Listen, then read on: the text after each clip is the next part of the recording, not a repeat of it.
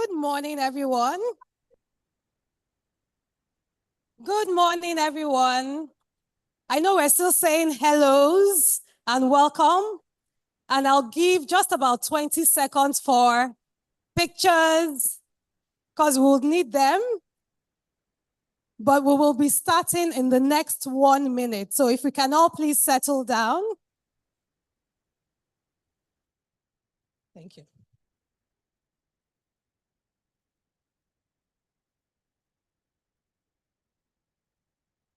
Fantastic. Please, can we take our seats? Good morning.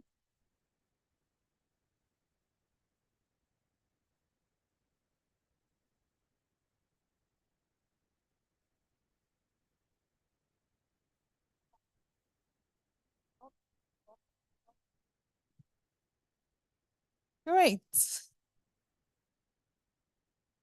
So some of our special guests and speakers are arriving. Good morning. Please take a seat.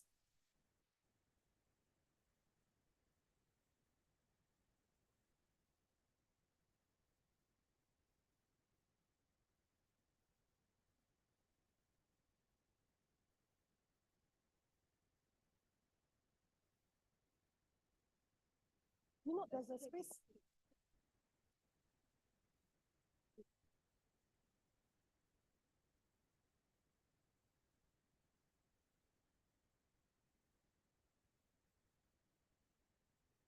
Okay, good morning. We're waiting for everyone to settle down.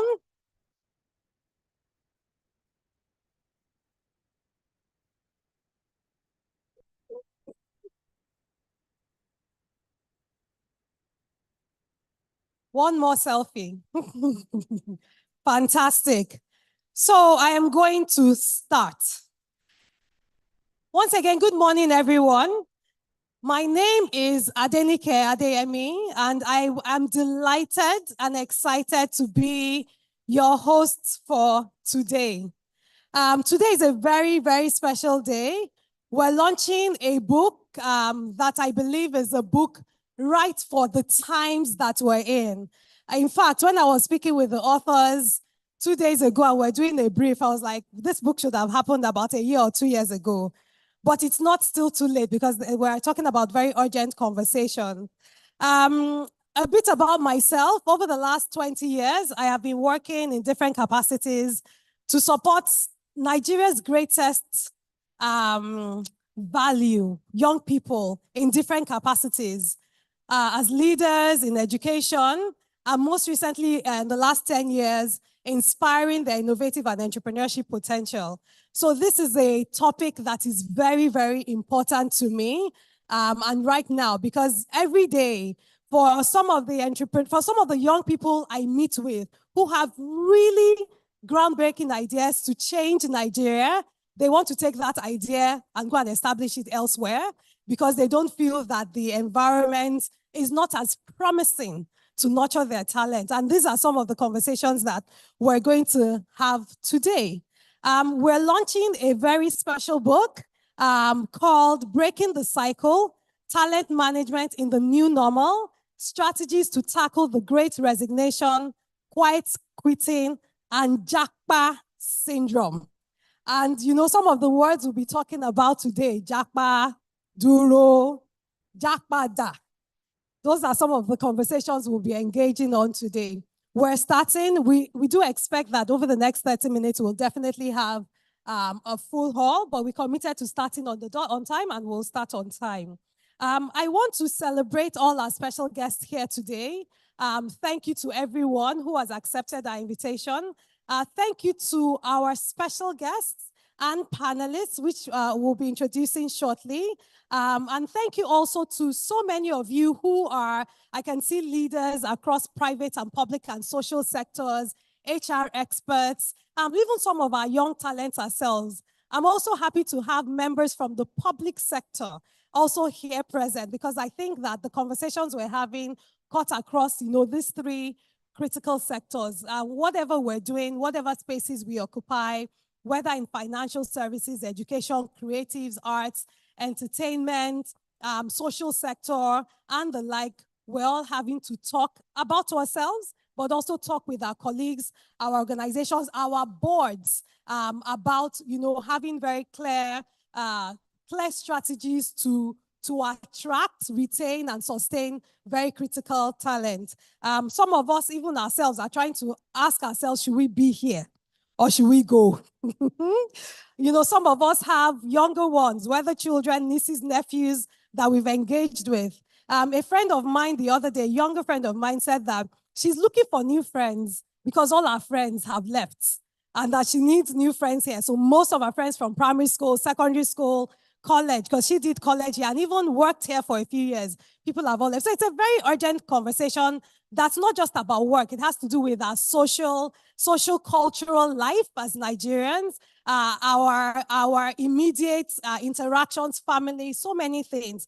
And we'll definitely delve into that. I would like to acknowledge who I feel are our very special guests, because they're the ones that brought us here today. Habiba Balogu and Bruce Prince. Can we give them a round of applause? Woo! Yes. I'll be introducing them specially later, but thank you for inviting us. Thank you for writing this book that we will be exploring much later and talking about.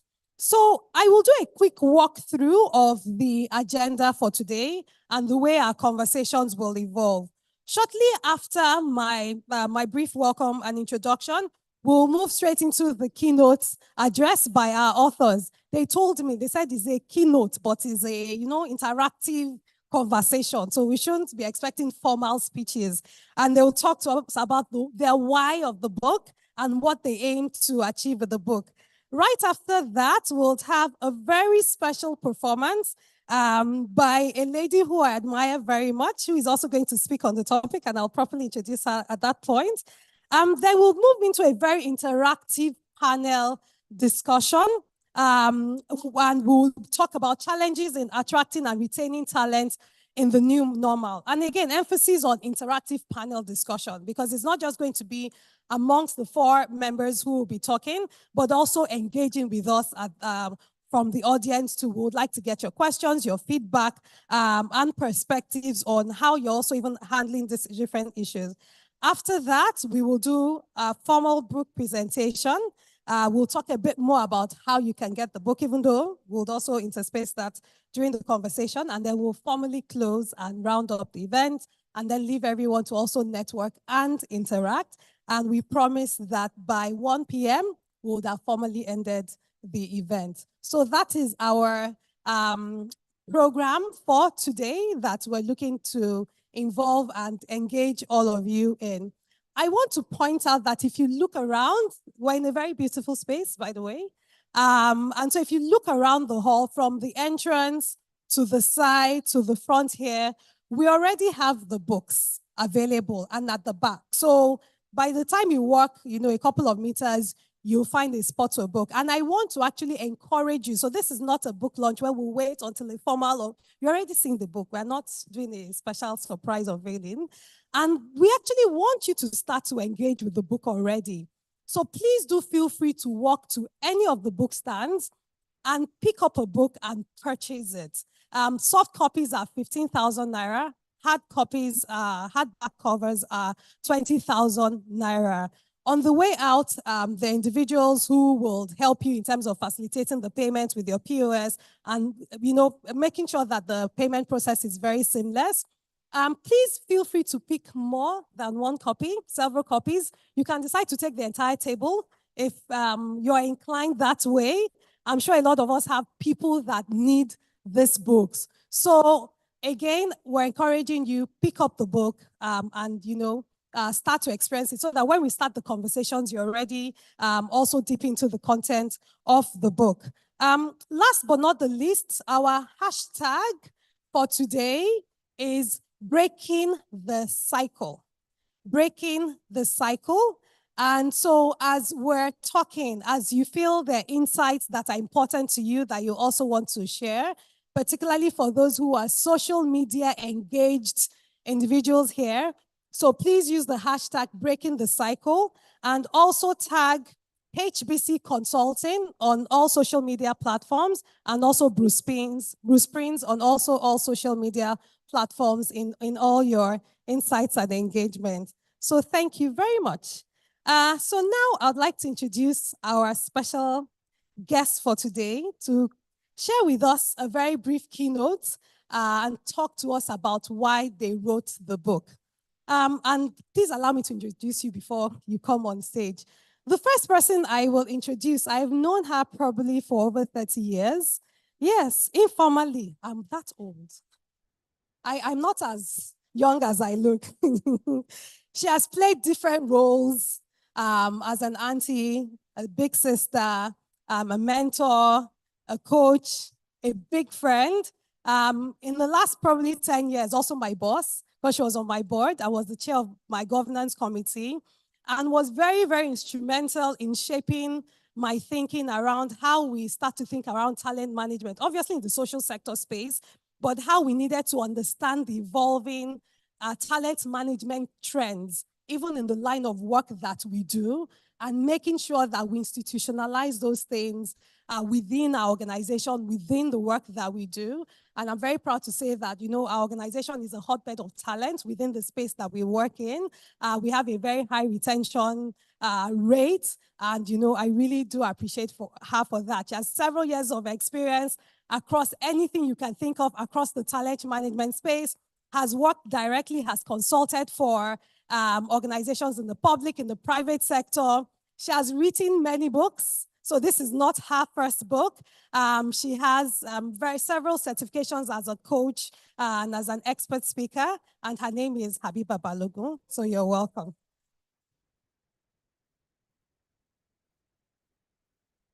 So our second special guest is her co-author.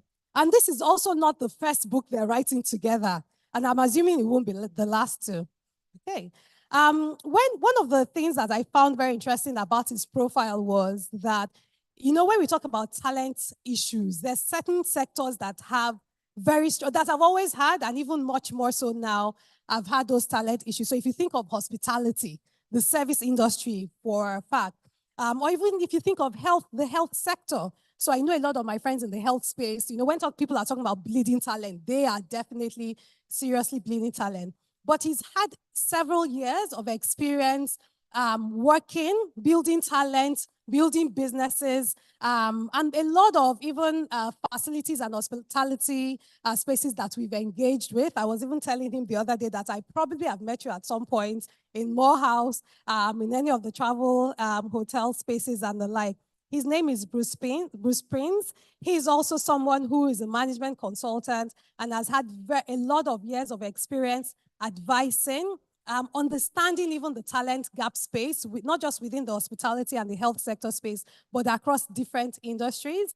And he has co-authored this book with Habiba. Please, can we give him a round of applause? And so please, can you join me in welcoming both Habiba and Bruce on stage as they give us their keynote address. Thank you. Okay, thank you.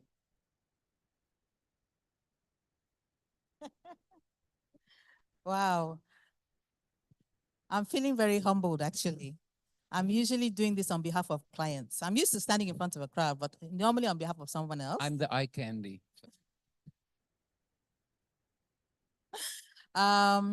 So thank you all so much for coming here. And I can see a lot of very important people. I know you have other demands on your time. Thank you for the sacrifice you're making to be here with us today. Thank you, thank you, thank you. Thank you. Okay, so Bruce. I'll tell the story. You tell the story. I was going to say, why did we write this book? So the first one was we need to break this cycle. I said, why did you write this book? I asked you a question about this JAPA is really affecting my clients.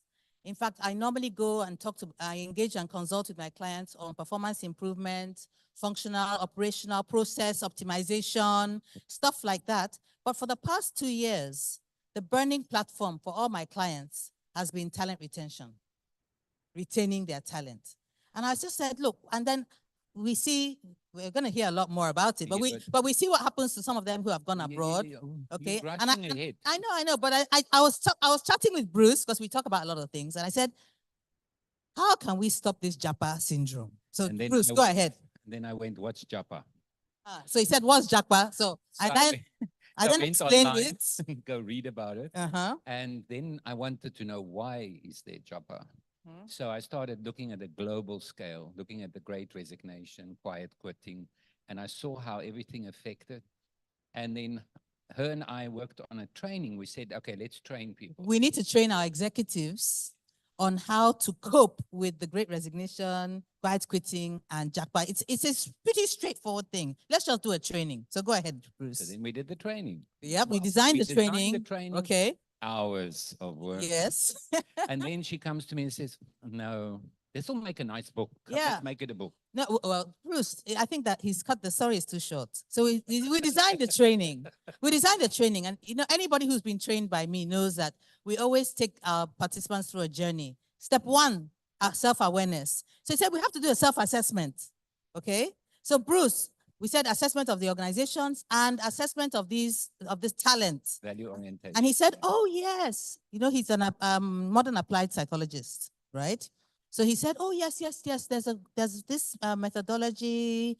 Go ahead, Bruce. Yes, so I realized there's a theory in negotiation called value orientations, which can be applied to why employees do what they do and what makes them motivated. And I had advised people before on the fact that different things motivate different people. Yes. And so I said, well, how can you assess it with someone? So I designed an assessment which now formed part of that. Do you want us to hold the microphone closer to our mouths? What? Can't you hear me? Oh. Yes. Oh. Exactly. So yeah, so he took this. Sounds better. Yeah, he took this research from a psychologist about what motivates different types of employees. So everything is now within the work context, right? And we said, look, okay, let's create a model around it. Let's create an assessment around it. Let's rename. Okay, so these different motivations, what name should we give them? Okay, and that was how the Bruce Prince Values Orientation Assessment was born, right? All as part of this whole book project. Yeah, I can give them an example. Yeah, well, Yes. no, we're going to show them. We're going to talk about that Oh, later. right, Yeah. okay, all right. So you have an orientation, and the first people to buy 10 books will get a free values orientation assessment, right? So I hope you buy some books. So after that, and I said, okay, how about we're talking about a big part of the story is compensation. And we understand that, look, big employers, multinationals can afford to pay their staff a lot of money. But the majority of organizations in Nigeria don't have that muscle. So what can they do in terms of a compensation strategy? So we now went for a nice drink and some tacos at the terrace in Lekki. We sat down, we were brainstorming different ways, different options that employers might have, right, in terms of a compensation. And we created a compensation strategy for this new normal. Yes. And Mr. Balogun was the voice of reason. Yes. Bolly knows that one of Bolly's mantras is entrepreneurship is hard. So we are saying, how about this? How about this? You just shut it down. That cannot work. This, that. So we went through a real iterative process and we came up with this compensation strategy. And you have a free compensation strategy self-assessment in the book for your organization. So I advise you to go back to your HR, if you have Comp and Ben, and let them use it and see how well their compensation strategy is tailored to address the challenges of the new normal. And of course, what is the new normal? Yes. The world of work has changed. For thousands of years, you had serfdom and slavery. People were doing based on where they were born or who they had access to, they did their job. And over the last century, it went from that to employees, then to associates. And some countries, yes, team members. And some countries now, look, in some countries, you still have serfdom and slavery. I mean, it's different for everybody. But in the general trend is that where employers were saying, I've got a job to offer you, are you good enough?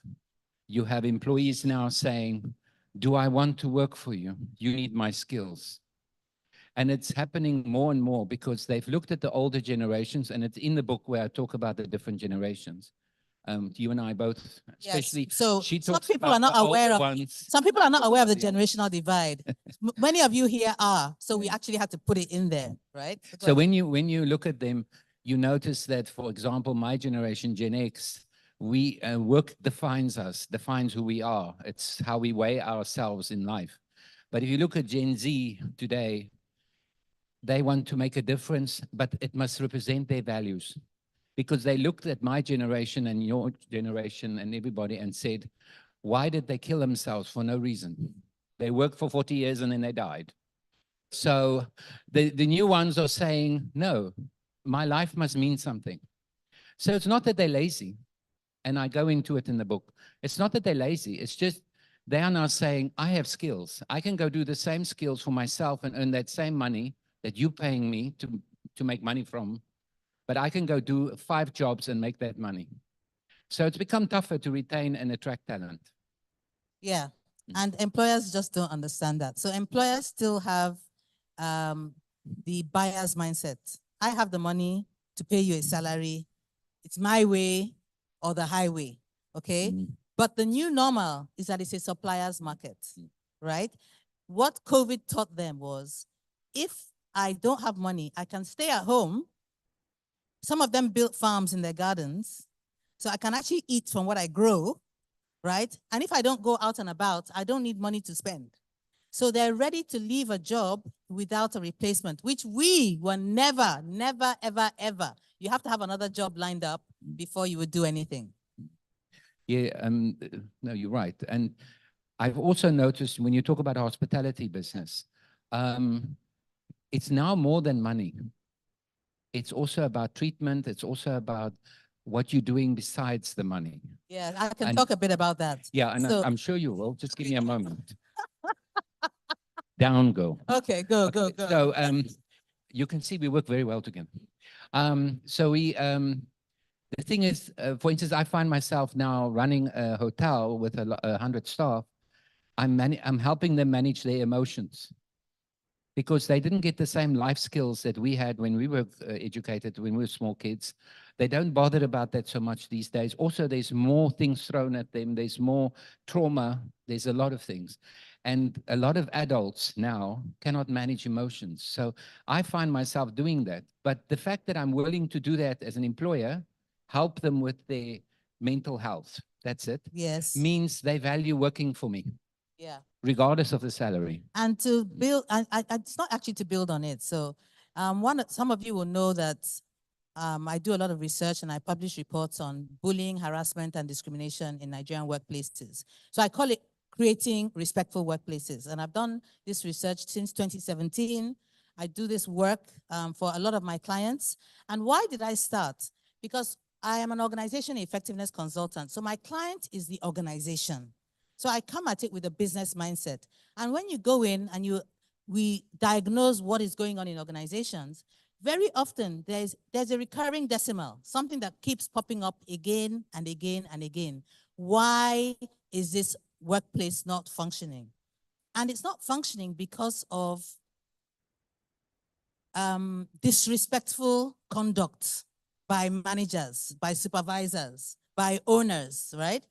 For many of in some industries, they call it shredding, right? When you go for your performance review, they shred you.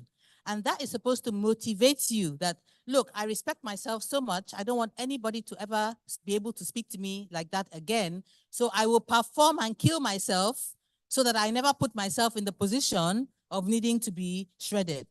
But this generation, building on what Bruce said now, they don't know how to manage their emotions. When you just say one bad word to them, it might even say, what rubbish work is this? What rubbish work is this? For them, saying what rubbish work is this is the equivalent of, in our day, an employer looking at you and saying, are you sure you went to school and you have a degree?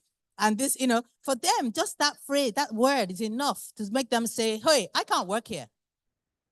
I can't work here. They can't manage their emotions sufficiently to take the feedback and not internalize it, and maybe engage and say, look, I understand what you're saying. I know you're disappointed. I know I've let you down or whatever, but please don't speak to me like that. Yeah. I can't work somewhere, because they literally can't. Their mental health issues are like, yeah. So I can see some nodding heads. I can see some of them nodding their heads saying, yes, And ju- exactly. And just to add to that, which is in the book, a lot of employees, when you hire them now, are asking about salary is one thing, but mainly how far, how my transport, where am I going to live, how can I get to work? They're talking about their lives around their job, not just their job. Yeah, so lifestyle. So for us, it was livelihood. How do we earn money to pay our bills and meet our obligations? For them, it's not livelihood, it's lifestyle. How can this organization help me so that I'm living close enough to where I want to go and hang out with my friends, yeah, and all the rest. I don't have to be in traffic 4 hours, 5 hours each way. So lifestyle is very important to them. So you need to be offering them what they are looking for, not what we think is good for them. Yeah. So, Denica, I think you tell me when our time is up, right? Because Yes. Bruce and I can just talk Because forever. we can talk right? for hours. We'll start writing a new book while we're standing here. There we go. So, and in the course of Really is how the book it came about. Number one, a question. How can we break this cycle of Japa? Because it's not the first time people are migrating abroad, right? But it is very different. So we looked at that. How can we train employers? So because many of them are losing talent they don't need to lose. It's not because those people want to leave, it's because they can't see how they can stay, right? So we talked about that. Then we started building the self-assessments. And then we came up with different models. We said some people are visual. Let's come up with some models so they can see at a glance what are the sort of elements that they need to be taking into consideration. And we've got some posters here that show all of those models. And before I wrap up, let me just talk a little bit about this one here. It's called the Clarity Model. So many of you would have heard of VUCA, right? Volatile, uncertain, complex, ambiguous. And it was a description of the world, the post-Cold world, okay, where things were not so straightforward anymore. There were a lot of factors that you needed to take into consideration. And most modern management science is tailored to address a VUCA world.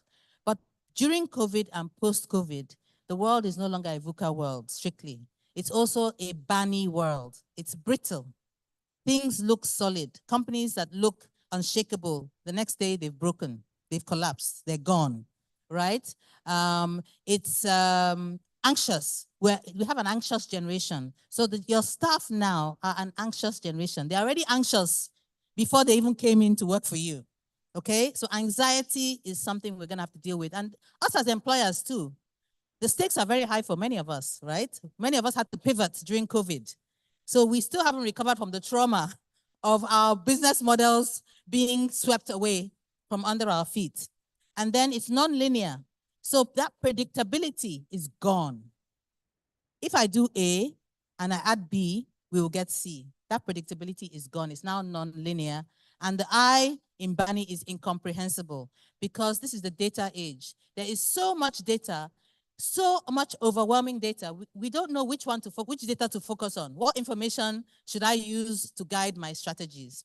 So we came up with this model for employers to use to readjust their business strategies to tackle this VUCA and BANI world. So thank you, and I hope you enjoy the book. Thank you. Please pick up a copy and leaf through it as we're going through the rest of the launch. Thank you. Thank you very much. Please, another round of applause. A number of frameworks and the structures that they referenced, you can also see them in blown out charts here at the back.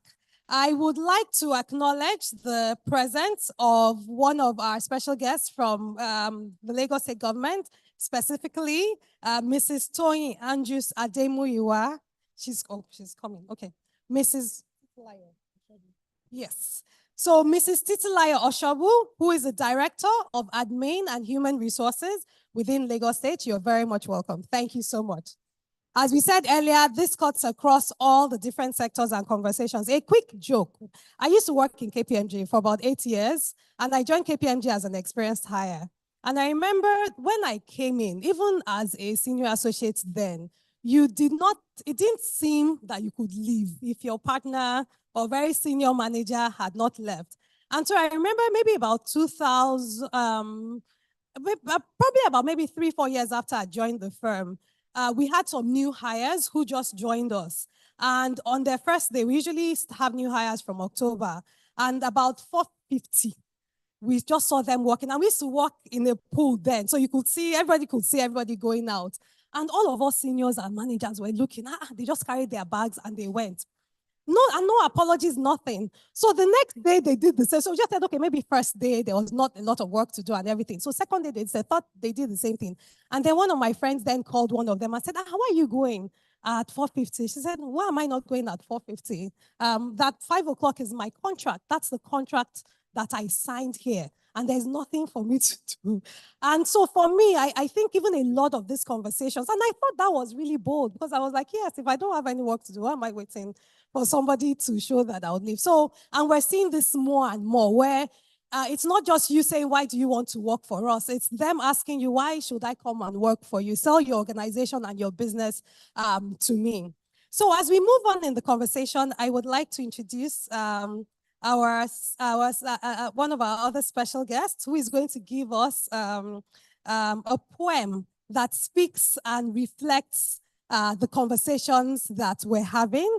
And she's none other than Nwana Udobang, someone who is a spoken word artist in so many forms and speaks to a lot of the social cultural issues. You're welcome, Nwana.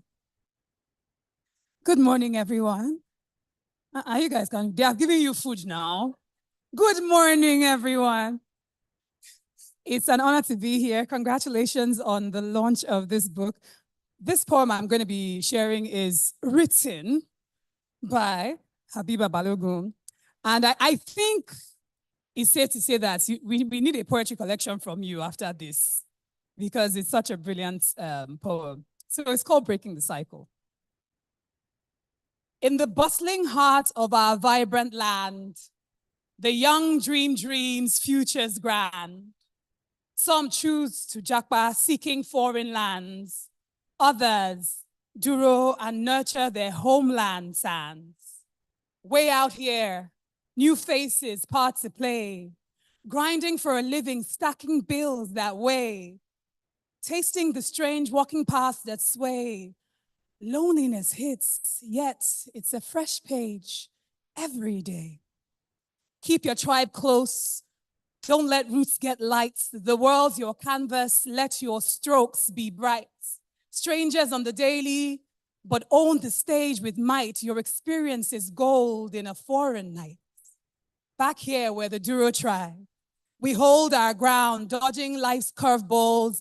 In our rhythm, we're found. We're tight-knit friends, families, communities embrace, while our peers are far in a different race. Struggles? Sure. But we stand tall, we stand firm. In the motherland's moonlight, we confirm. Skill up, score that job, rise at your own pace. Stay here, grow here, own the home base. Both roads are tough, the uphill climb is real. In distant lands or the home turf we feel.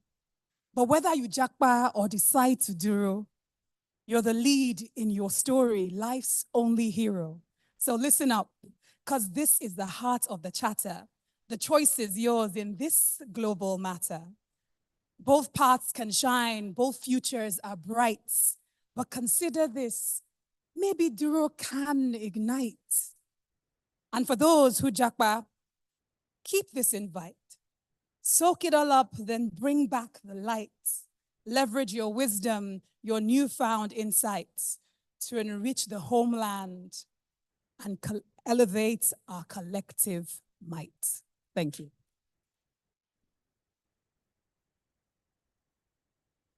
Thank you very much. Thank you. So once again, that was a poem by Habiba Balogun that was also delivered by Nwana. And there's a video clip of it online. Yes, it's actually, and I think it was Bruce's brother that also did the editing for the video clip. So there's quite a lot of creative and artistic talent. And perhaps we can share it with the guests after to view, to also share and exchange it. As I would like to also acknowledge the presence of a special representative from the governor of Lagos State in the person of Mrs. Toyin Anjus Ademuyiwa. You're very welcome. Please, can we give her a round of applause? She's the Director General for the Office of Transformation, Creativity, and Innovation. And I just want.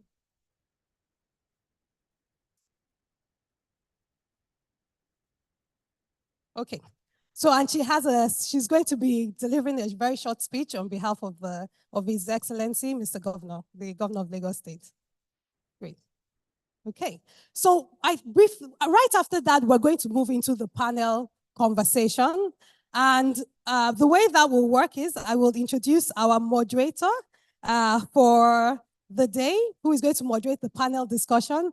When he was being introduced to me, I was told that he's one of three, say arometa, as they say in Yoruba, and a contemporary, a collaborator with one of our authors, but also somebody who works very strongly within the learning and development space and around talent management. And his name is Olumide Ajomale. So because we're trying to work around time, as soon as our special address from the governor is delivered, we would move very swiftly into the panel conversations. Are you ready?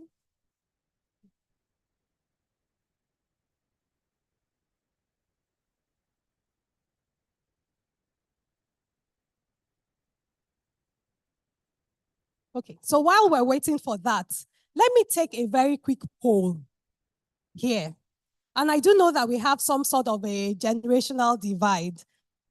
So there were some words that came up. I mentioned them. Wana referred to them during the poem.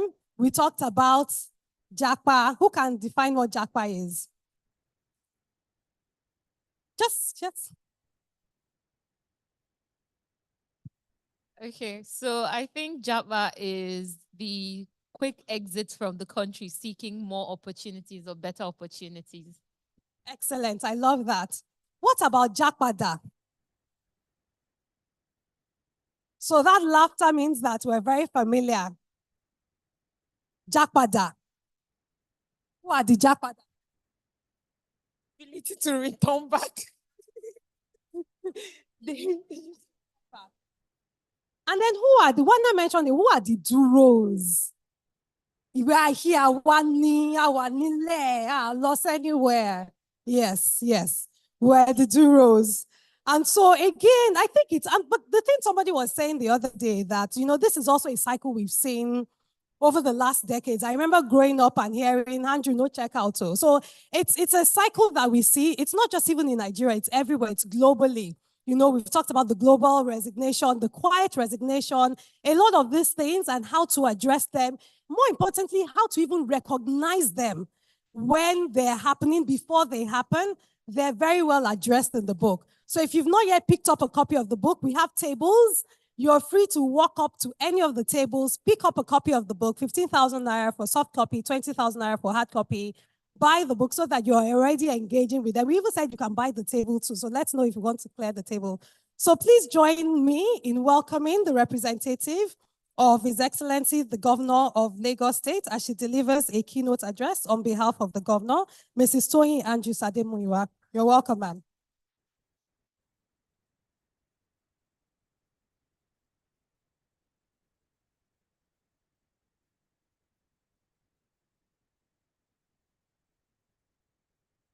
Good morning, everyone. Good morning, ladies and gentlemen of the press. It's a pleasure for me to be here and to represent His Excellency.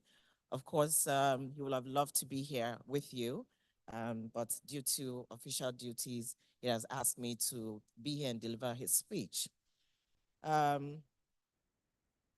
Interestingly enough, Lagos State government appetite for greatness is unlimited. And whenever we are faced or given the opportunity to collaborate, partner with the essence and the excellence that are within our state, it's always an exciting time. So I want to really thank Mrs. Abiba Balogun for really reaching out to us and saying that you really appreciate what we bring to the table. And of course, in return, your collaboration with the states has not gone unnoticed. Thank you very much.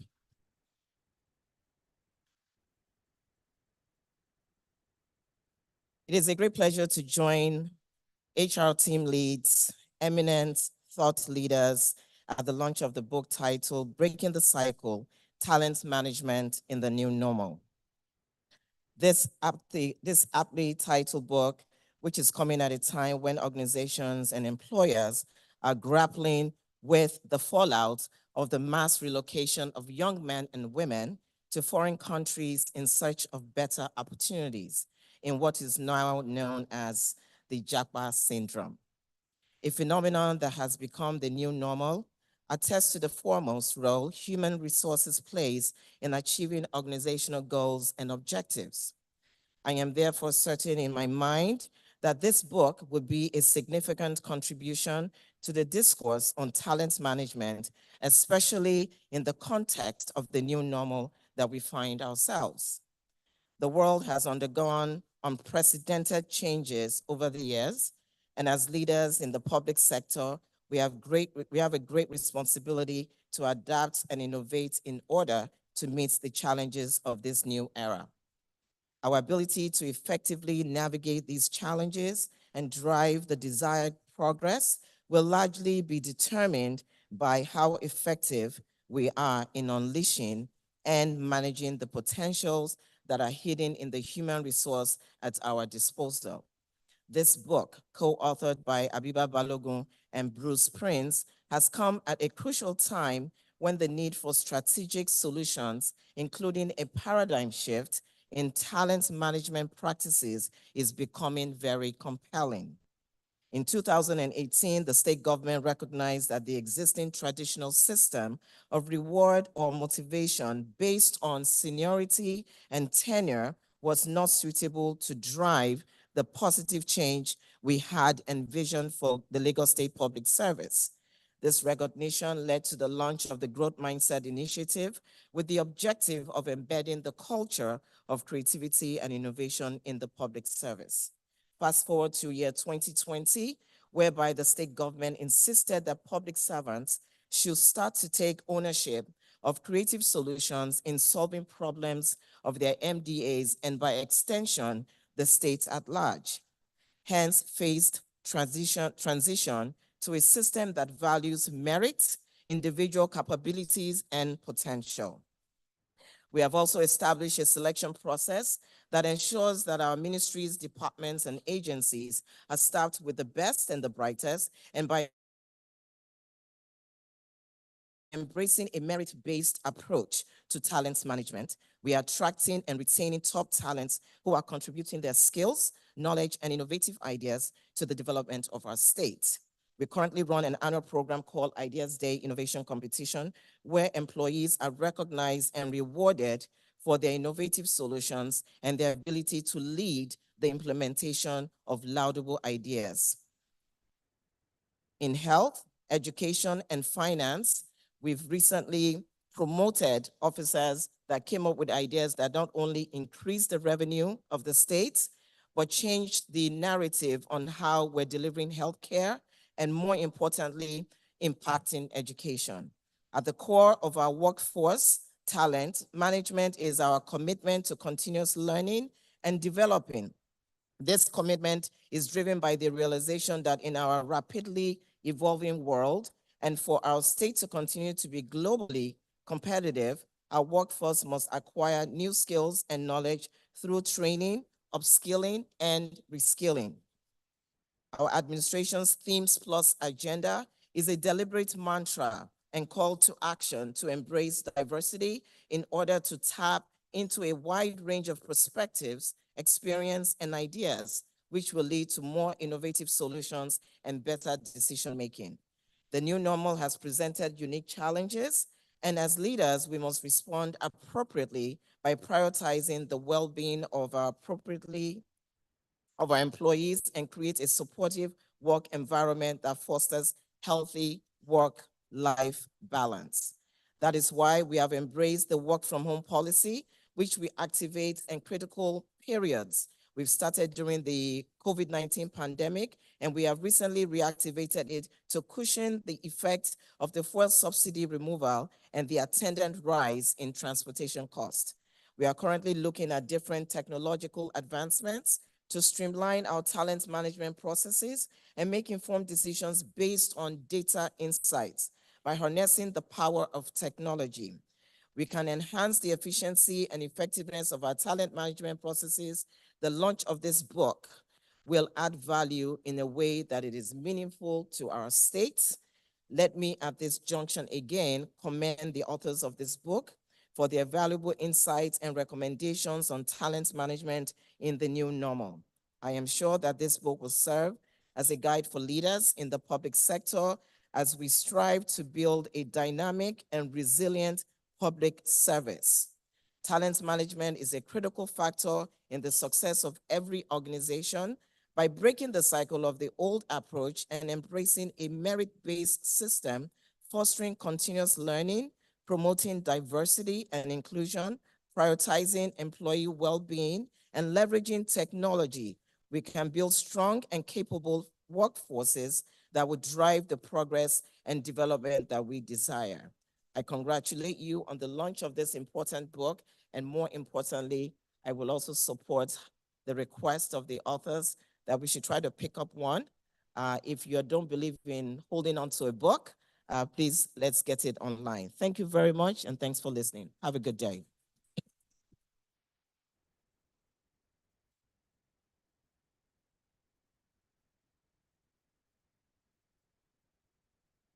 Please, can we give another round of applause for Mrs. Toyin Anju-Sademuyiwa, Director General, Office of Transformation, Creativity and Innovation, representing His Excellency, the Governor of Lagos State. Thank you very much. It's very inspiring to hear the public sector also developing a compelling talent management philosophy. I know that growing up, people always talked about the career in the public service space and how the public sector almost sort of set the benchmark for how people retained, recruited very high-performing talent, and we're quite excited to see that. I'm particularly excited to hear that. Thank you very much. So without much ado, I would like to introduce the moderator for our panel conversation, and they will be breaking down an interactive discussion on challenges in attracting and retaining talent in the new normal. So please join me in welcoming Mr. Olumide Ajomale, who is the President of Learning and Development Network International, an experienced facilitator himself, a coach, master trainer, practitioner, and so many things in talent management. You're welcome. Thank you.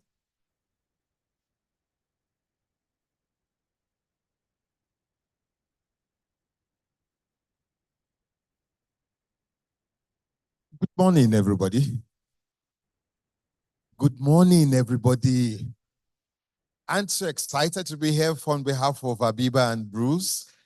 Let's give them a round of applause. While this event is about both of them, it's also about us as invitees. And this conversation that we'll hold will also shed more light into breaking down this book that these two wonderful people have put together. My name is Olumide Ajomale, as I have been introduced, and I'll be the moderator. I would like to use this opportunity to invite to join me here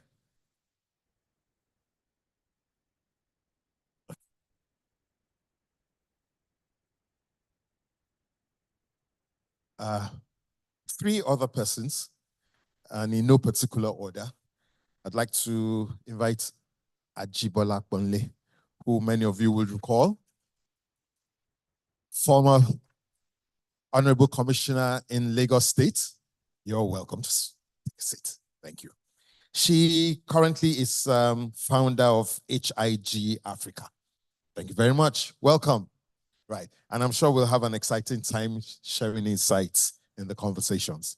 I'd also like to invite Funke Amobi, who's Deputy Head of Operations, Stanbic IBTC Bank. Let's keep the applause coming. Thank you. Do you want to join me here? No? That's all. Thank you. Your choice. Thank you very much.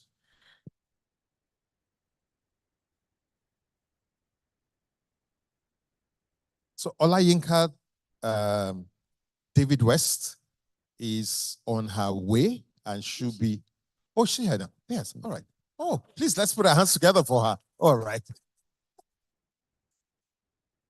Please put our hands together for her. Very well. Off the aircraft. Thank you.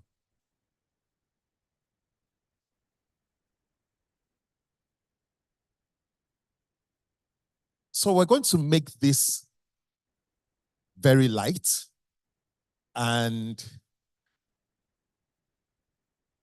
engaging. So for those of us in the audience, if there's anything that catches your fancy and you'd like to contribute, just give a nod and I'll interrupt our panelists here and have you have the microphone. So this is really about all of us together. So I'm going to throw the first question and I'm not sure who will go first, but let's say fastest finger, whoever has the microphone.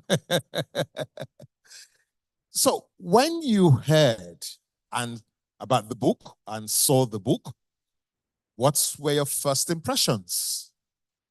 What were your first impressions? So who'd like to go first? If there are no volunteers, then I'll conscript. All right, Okay. there you go. So firstly, I'd like to say congratulations to Bruce and Habiba. Very well done indeed. That would usually be followed with an applause. Fantastic, thank you. When I heard about the book, Habiba is someone I respect so much, okay? And when she announced the book, firstly, I thought, bold Habiba again. Because the subject matter is one that requires some, courage to address. I've been a practicing HR practitioner for decades now, 25 years. And I know that the subject matter is one that has taken different forms and shapes in the last decade. It's been challenging for every practitioner to ace that game. Challenging for business leaders, more challenging than finance, to be honest.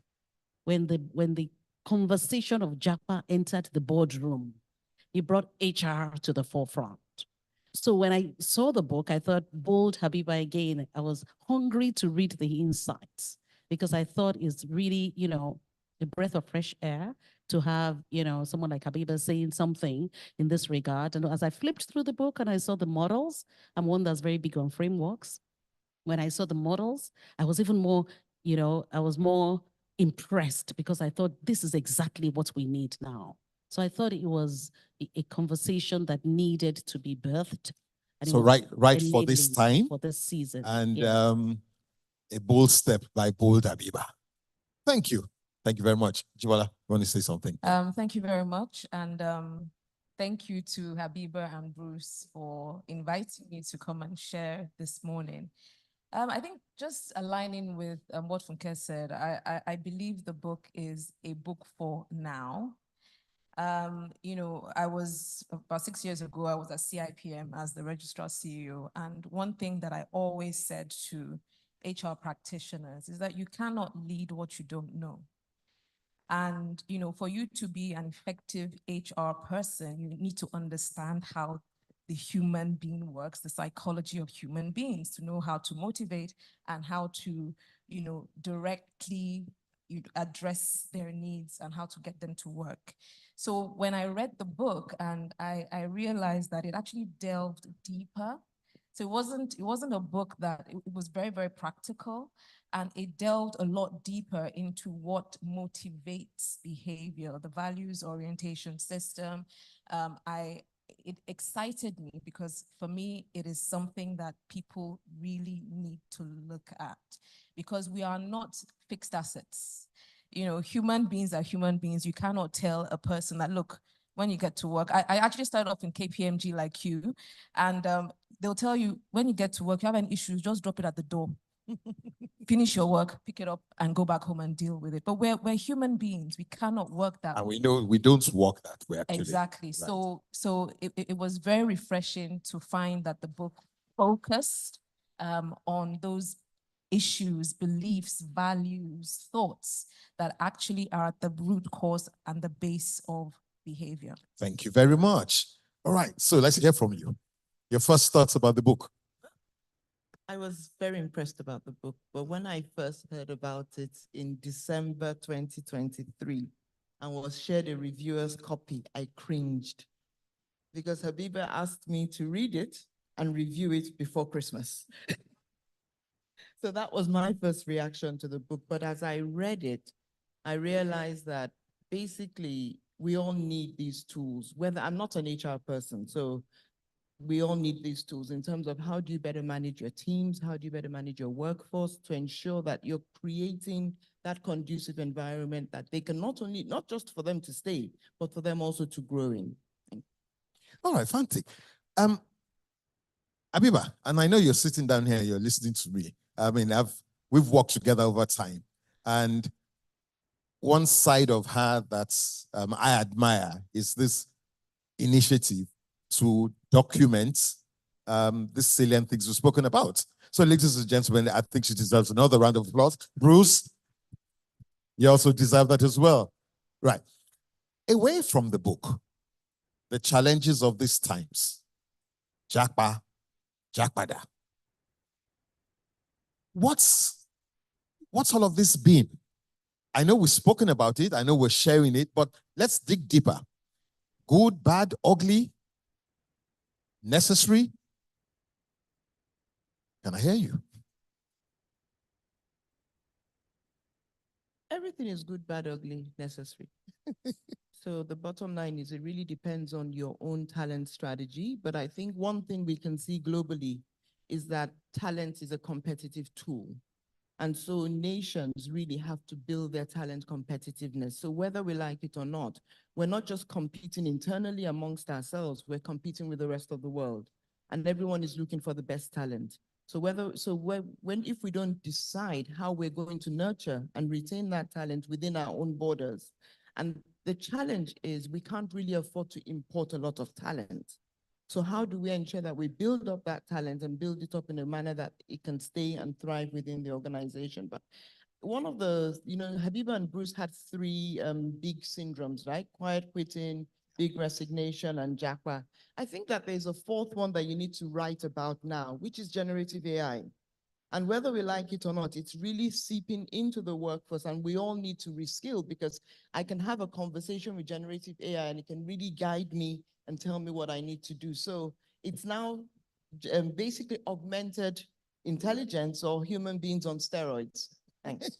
Thank you. Yes. So what are your thoughts around all of this? Things that are deep around talent management.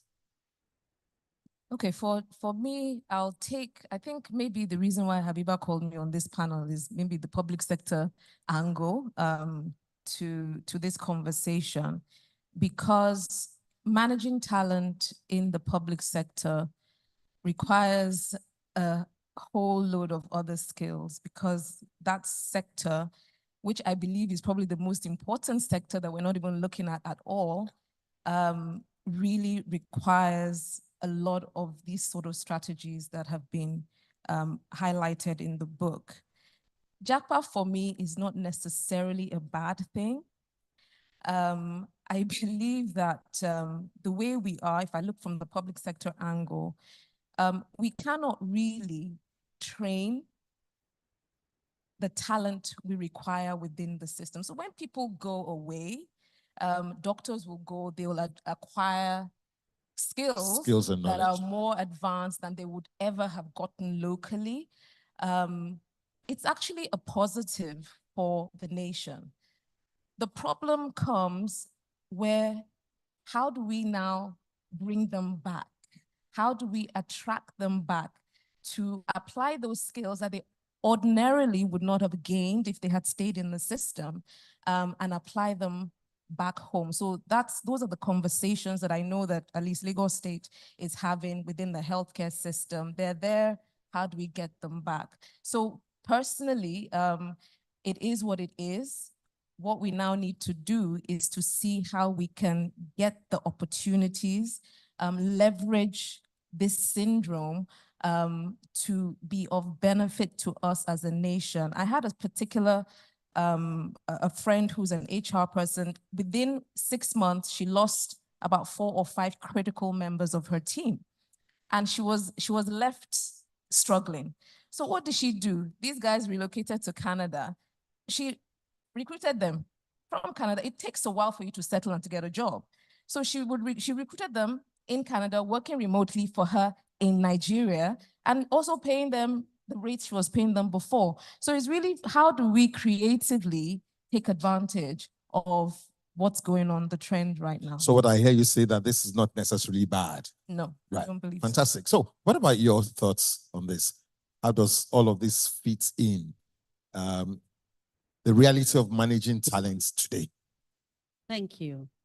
The reality is that the talent economy has changed. And the change is upon us. It's permanent. It's not going away. The players in the talent economy have changed. What it takes to manage talent effectively has changed. Talent retention by definition has changed. Once upon a time, I said to my team members, is talent retention real? Can you really retain talent? And that seemed to be a masterclass. People went on and on for so long. Now, there are many things impacting the talent economy. Is a rapid advancement in technology and the rise of artificial intelligence. And Professor went there a while ago. It is the multiple generational differences and the continued and how this impacts employee expectations. You know, we say this constantly changing consumer expectations, the manager or shapes industry, but constantly changing employee expectations or employee, if you like, engagement indices is driven by all of these changes I'm talking about. It is also the changes in societal preferences. It is the rise in globalization, the blurring of the lines of businesses, which means that opportunities for talent to excel is push and pull effect, keeps pushing itself to them constantly. Once upon a time, long ago, when I started out my career, don't do the math, I had to buy Guardian newspaper, Tuesday Guardian. Yeah. When I was out of uni. Yeah. To figure out the vacancy. My late mom would go, have you bought Shotira Guardian? Because she was like, how are you going to get the job? Guess what? Here lies the Guardian, isn't it? It's right on your phone. So is the rapid advancement in technology and how it is changing the dynamics of talent acquisition, changing the dynamics of retention, changing the dynamics of employee engagement. So once upon a time, Gartner came up with just 12 questions. HR practitioners understand that to figure out how to keep your people engaged and talented people, bums on seat, was just to get them to answer 12 questions. Do you have a friend at work? Remember those 12 questions? Do you like what you do? Do you like your line manager? Has somebody told you thank you today? Simple, just Google Gallup 12, sorry, not Gartner, Gallup Q12. Then you knew who was actively engaged and was never going to go anywhere. Talent retention, simply defined. Guess what? That talent retention cannot work for you any longer. Because the talent that is not looking for a job, who has a good friend at work, who has all of those things, simply was with his or her phone, and the job comes looking for you. And with the rapid advancement in technology and rise in AI, it means that there are tools that can, enable acquisition, enable retention, enable active engagement beyond what we can imagine. And these are constantly changing. So the name of talent, managing the talent economy, which is acquisition, engagement, retention, is all about understanding these dynamics, this constantly changing dynamics. So it's the time for the business leaders and the HR practitioners to get our heads around understanding all these forces, the forces impacting the talent economy. Because it's when we understand those forces, like Professor mentioned, understand how do I leverage artificial intelligence. The other day, I was speaking to HR practitioners about understanding artificial intelligence conversations in the workplace. One of the conversations is leveraging artificial intelligence for talent attraction and retention. That's one of the conversations in the workplace. So again, back to that factor driving the talent economy, rapid advancement in technology, the rise of AI. How many of those tools are we familiar with to figure out who is even going to Japa? Oh, you can leverage AI to figure out who is going to Yes, Japa. you can. You can't. Through that, through In that. gathering the appropriate, you can't. Absolutely. Mother said it, The it's data human is behavior. there. Yes. It's human behavior. Yes, the data is there and is leveraging that data to predict, is leveraging that data to analyze, is leveraging that data to source and figure out where am I going to find the people with the dynamics that I'm looking for and the people that will stay. It's a persona, it's a person type. And you know, as the dynamics keep changing, it shows in what Bruce and Habiba have pulled forward as motivational dynamics. You get to see what are my changing motivational preferences, and it tells you what I'm likely to do. You know, thank you. I want to change the tone of the conversation a little bit. Where is quiet quitting in all of this? You know, we talk about Japa. There are those who don't jar at all. But they have mentally, emotionally, and everythingly jarred. Let's talk about quiet quitting. Let me add a dimension. I think a lot of people who are working in your organizations, believe it or not, are doing 2 or 3 other jobs. Take it or leave it.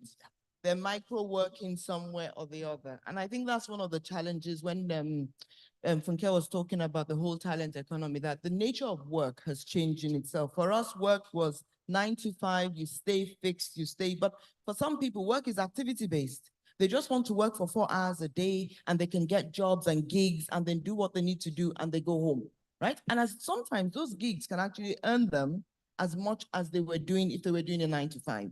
So on the demand side, some workers are really being able to slice up and decompose their jobs. What I find is in Nigeria, we haven't thought in that way.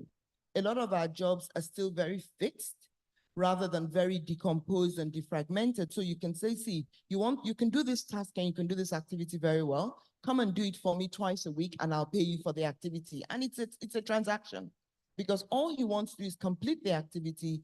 He doesn't want to be employed in that sense. So you find that especially in areas like the creative sector, how do we also make work for the people who want to do the work in an enjoyable manner?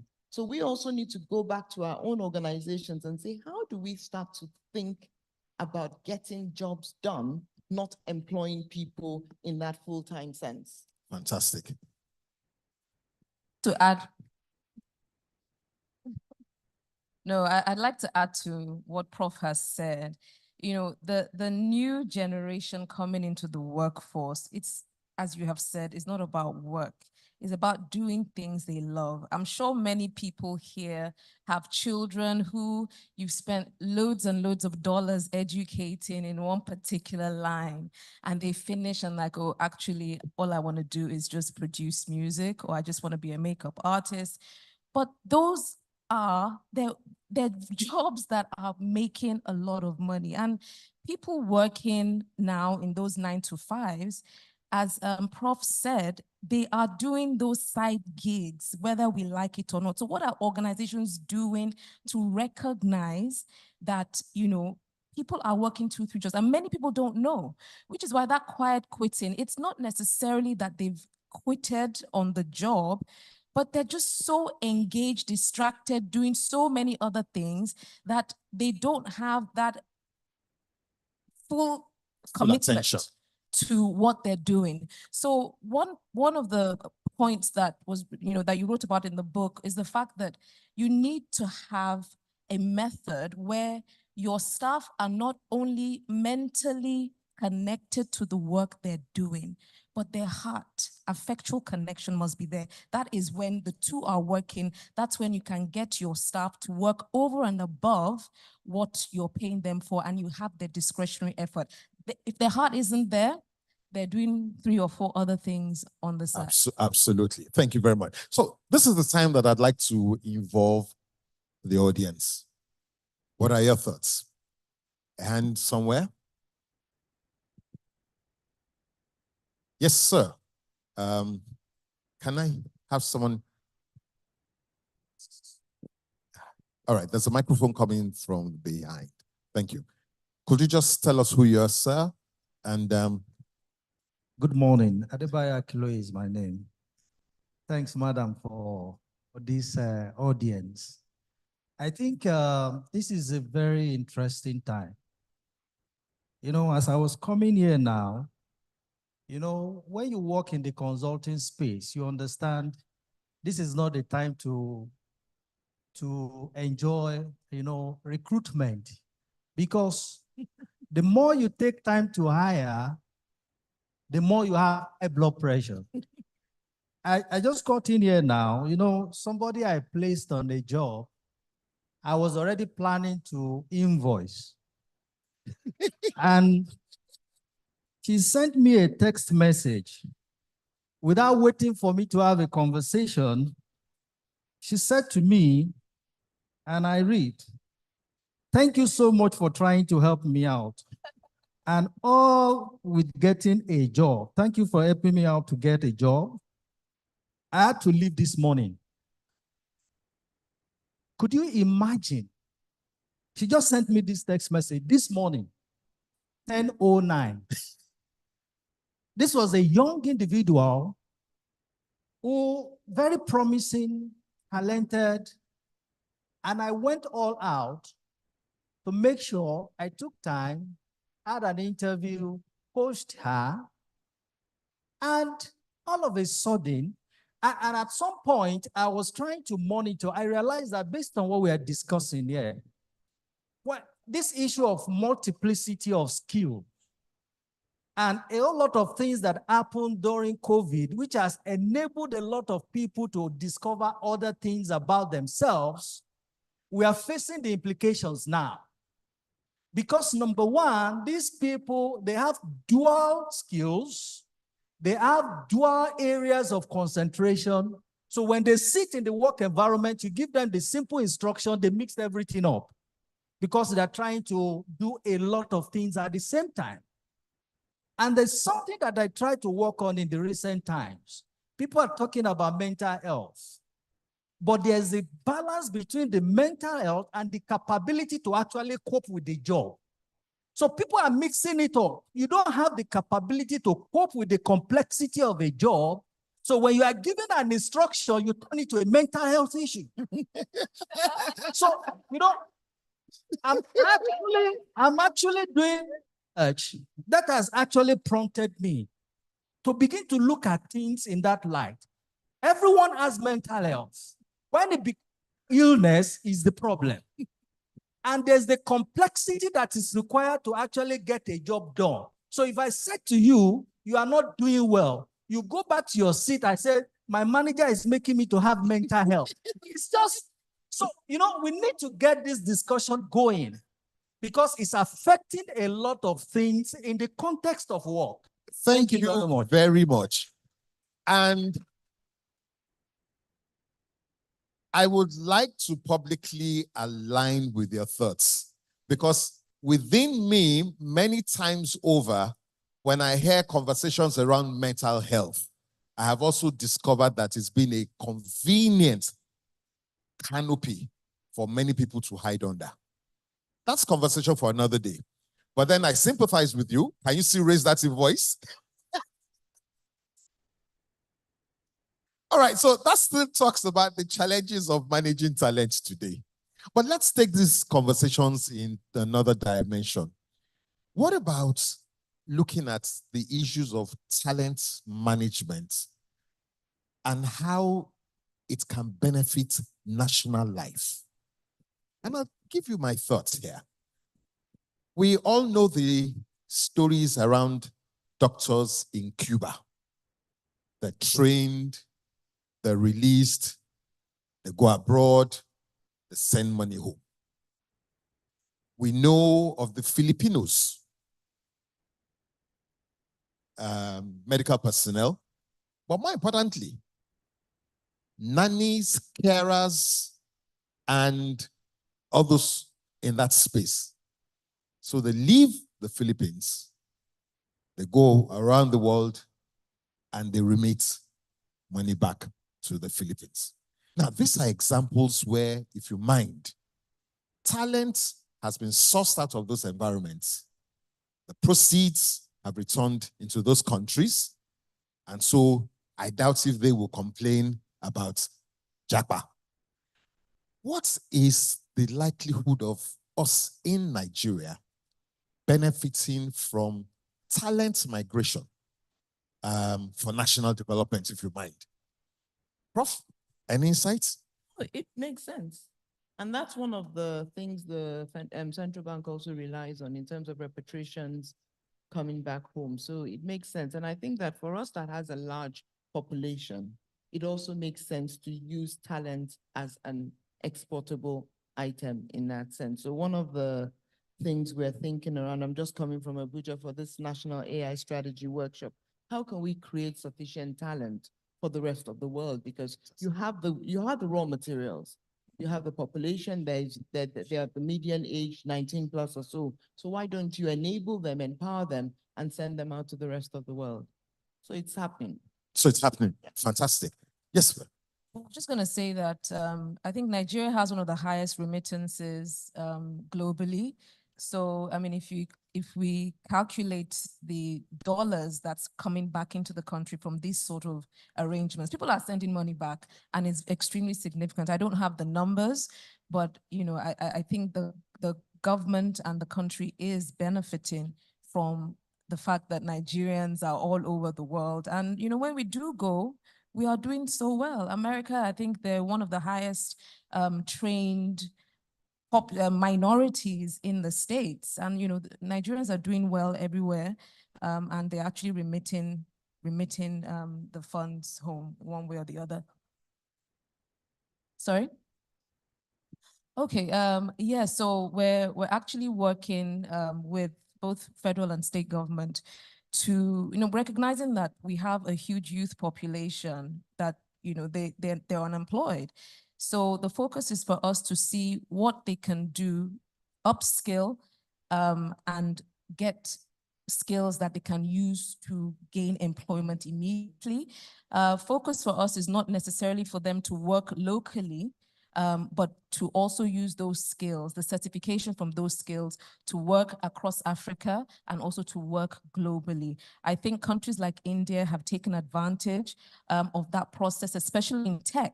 And there's no reason Nigeria can't do the same. And I think that's what the government, with they're planning on doing 50,000 tech training programs, and federal is doing 3 MTT, that 3 million people in the next 5 years.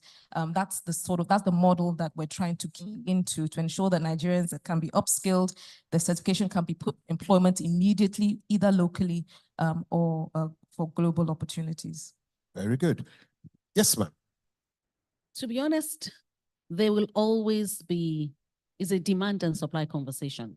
There will always be shortages, talent shortages in certain areas, i.e. nations. There would always be surplus in certain areas. So the movement of whether it's JAPA or, you know, through simple global talent management, the movement of talent across, you know, countries, across nations should be something that we're comfortable with, because it's come to, it has to be, because it's a demand and supply conversation. Now, we will do well also as a nation to, as both speakers have said, to be very active with our demand planning, to be very active with demand and supply, you know, dynamics, because it's in the management of demand and supply that we can really get talent management right. So can we forecast where are the critical skills that we're going to need in country in the next 10 years, and how are we going to build those skills? So it's going to have to be an integrated agenda, i.e. multiple stakeholders, private sector, public sector, educational sector. It's going to have to be an integrated effort. There's no need, there's no point where we require, when we know we're going to require X number of engineers, X number of, you know, data scientists, X number of, you know, robotic engineers. Given the tide of events, there's no point knowing we're going to require X number in the next 10 years, and the universities are doing nothing about it. We are going to then have a scarcity. In all of this JAPA and everything we're talking about, and the challenges of talent retention, you would be shocked to figure out that in several sectors, there is still a talent shortage. They're still for certain roles, constantly looking, there's still scarcity of talent. We're constantly looking and looking and looking before you find the right candidate. So we will do well as a nation. Talent management for me at a national level is really getting it right with talent, demand, and supply management. Understanding those areas we can forecast our talent needs and be sure that all the related sectors, in particular the universities, there's no point university curriculum doesn't change and the world of work has changed. What it then means is we will continue importing talent to fill that gap. There's no point also specific areas that the nation requires to turn its indices around, the GNP, the GDP around, are in constant demand, and they always have to source it from, beyond. Then the truth is, we will continuously have this challenge because JAPA is not entirely bad, except of course we are JAPAing the wrong skills. So, I mean, if the skills that are adding very minimal value, JAPA, I'm telling you, the companies concerned will rejoice.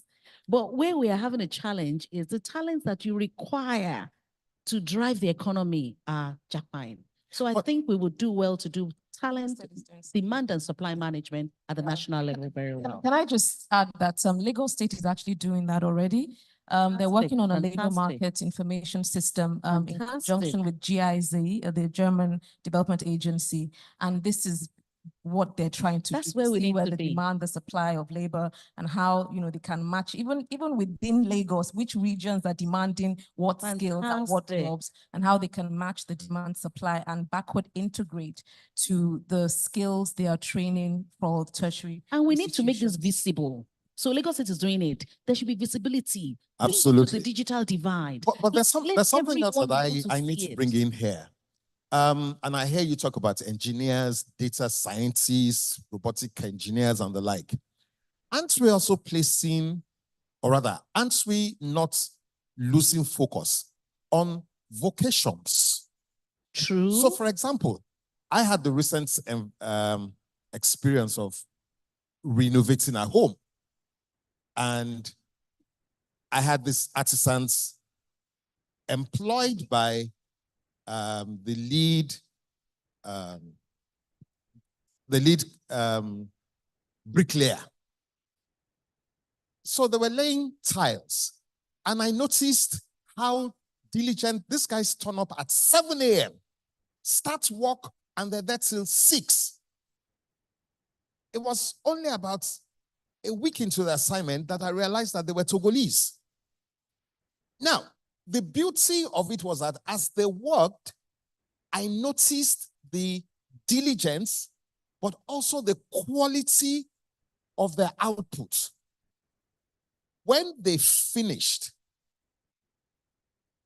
so there was a break, and they went off for Christmas, and they didn't come back until end of January. Why?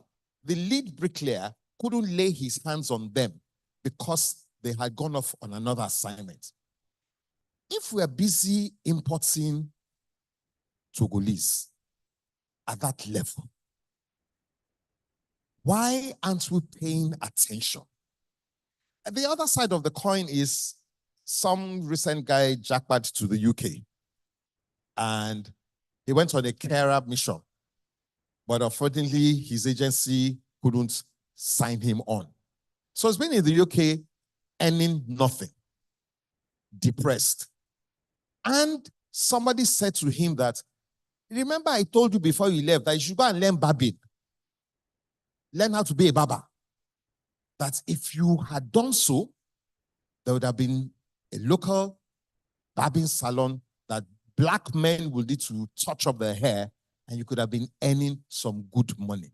So the focus again is because of the population, the dynamics of our population between 18 and 30.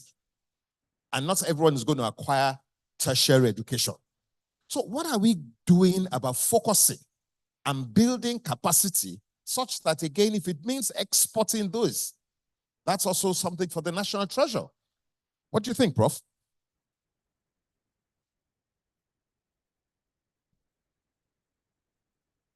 I totally agree with you. And I think that there's a lot of opacity in some of the systems government has put together. Because we do have a TVET framework. And that TVET framework actually has steps, a maturity model, and certification processes. And the bottom line is, how many people know about the TVET framework? So when Lagos State is putting together an LMIS, right? Are they incorporating the TVET framework in saying that once you have your certificate, you can get from step 1 to step 2, then this is the type of job a step 1 bricklayer can do and a stage 2 bricklayer, etc. I think it's really just about how do we take what we have? Because we believe we don't have much, but we have a lot of resources that have been developed and thought through. How do we take what we have and start to implement and run with it? Then how do we also take this thing about professionalism seriously?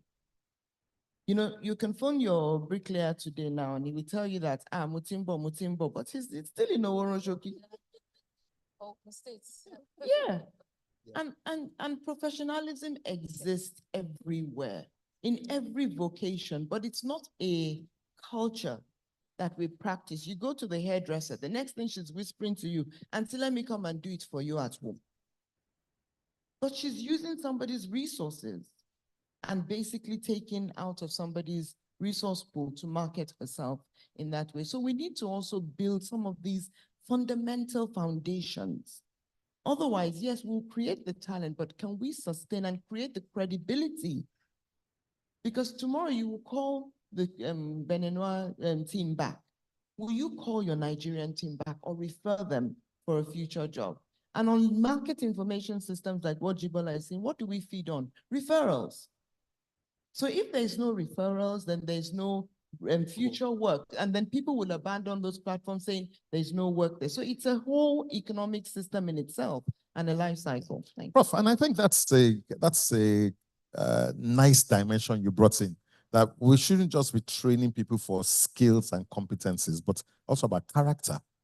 And I think that's important. Yes, Jibola. No, I was just going to say that a major part of the work I'm doing right now is actually in this area. That's why Wumi is sort of smiling right now. I mean, there's absolutely no reason why Nigeria and Nigerians should be importing bricklayers, carpenters, tailors, but that's what we do. There's absolutely no reason because we have the people. So many times, our focus when we're talking about talent management, you know, we're talking about the big corporations, private sector, who seem to be getting it right. But when we're talking of talent management from the national level, Yes. you know, that informal sector is an area that almost like is an elephant and we're not even looking there at all. When you go to Togo, their apprenticeship system is so solid.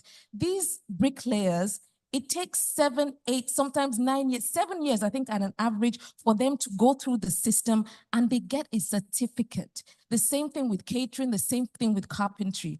Nigeria, after 1 year, they have collected freedom and they are there.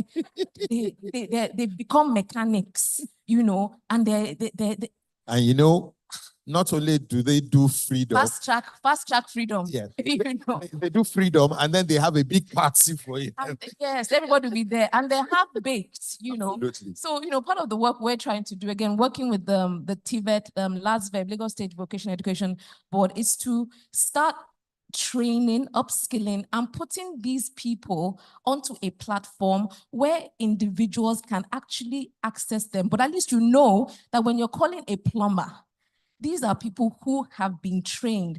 When you're in England, if you to call up, you don't realize that private schools are filled with the children of these vocational education, plumbers, whatever, they're building contractors. It is their children that are in these schools. So there's a lot of money to be made from that ecosystem. Absolutely. If they do the right thing, professionalism. You know, if I can get an electrician that I can call and trust, not that is touch wood, I don't know what they're going to do, whether it's the right thing. You know, we just do, we call these people based on trust. We don't know what they know. We don't, nothing.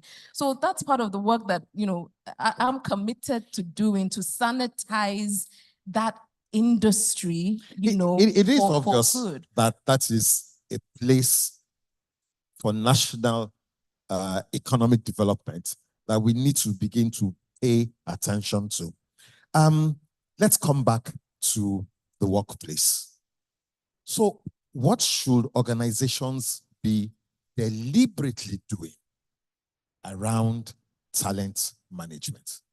What are the things to get employees engaged, the things to get employees interested, and the things that employees need to say, I'm not going anywhere for as long as they treat me well?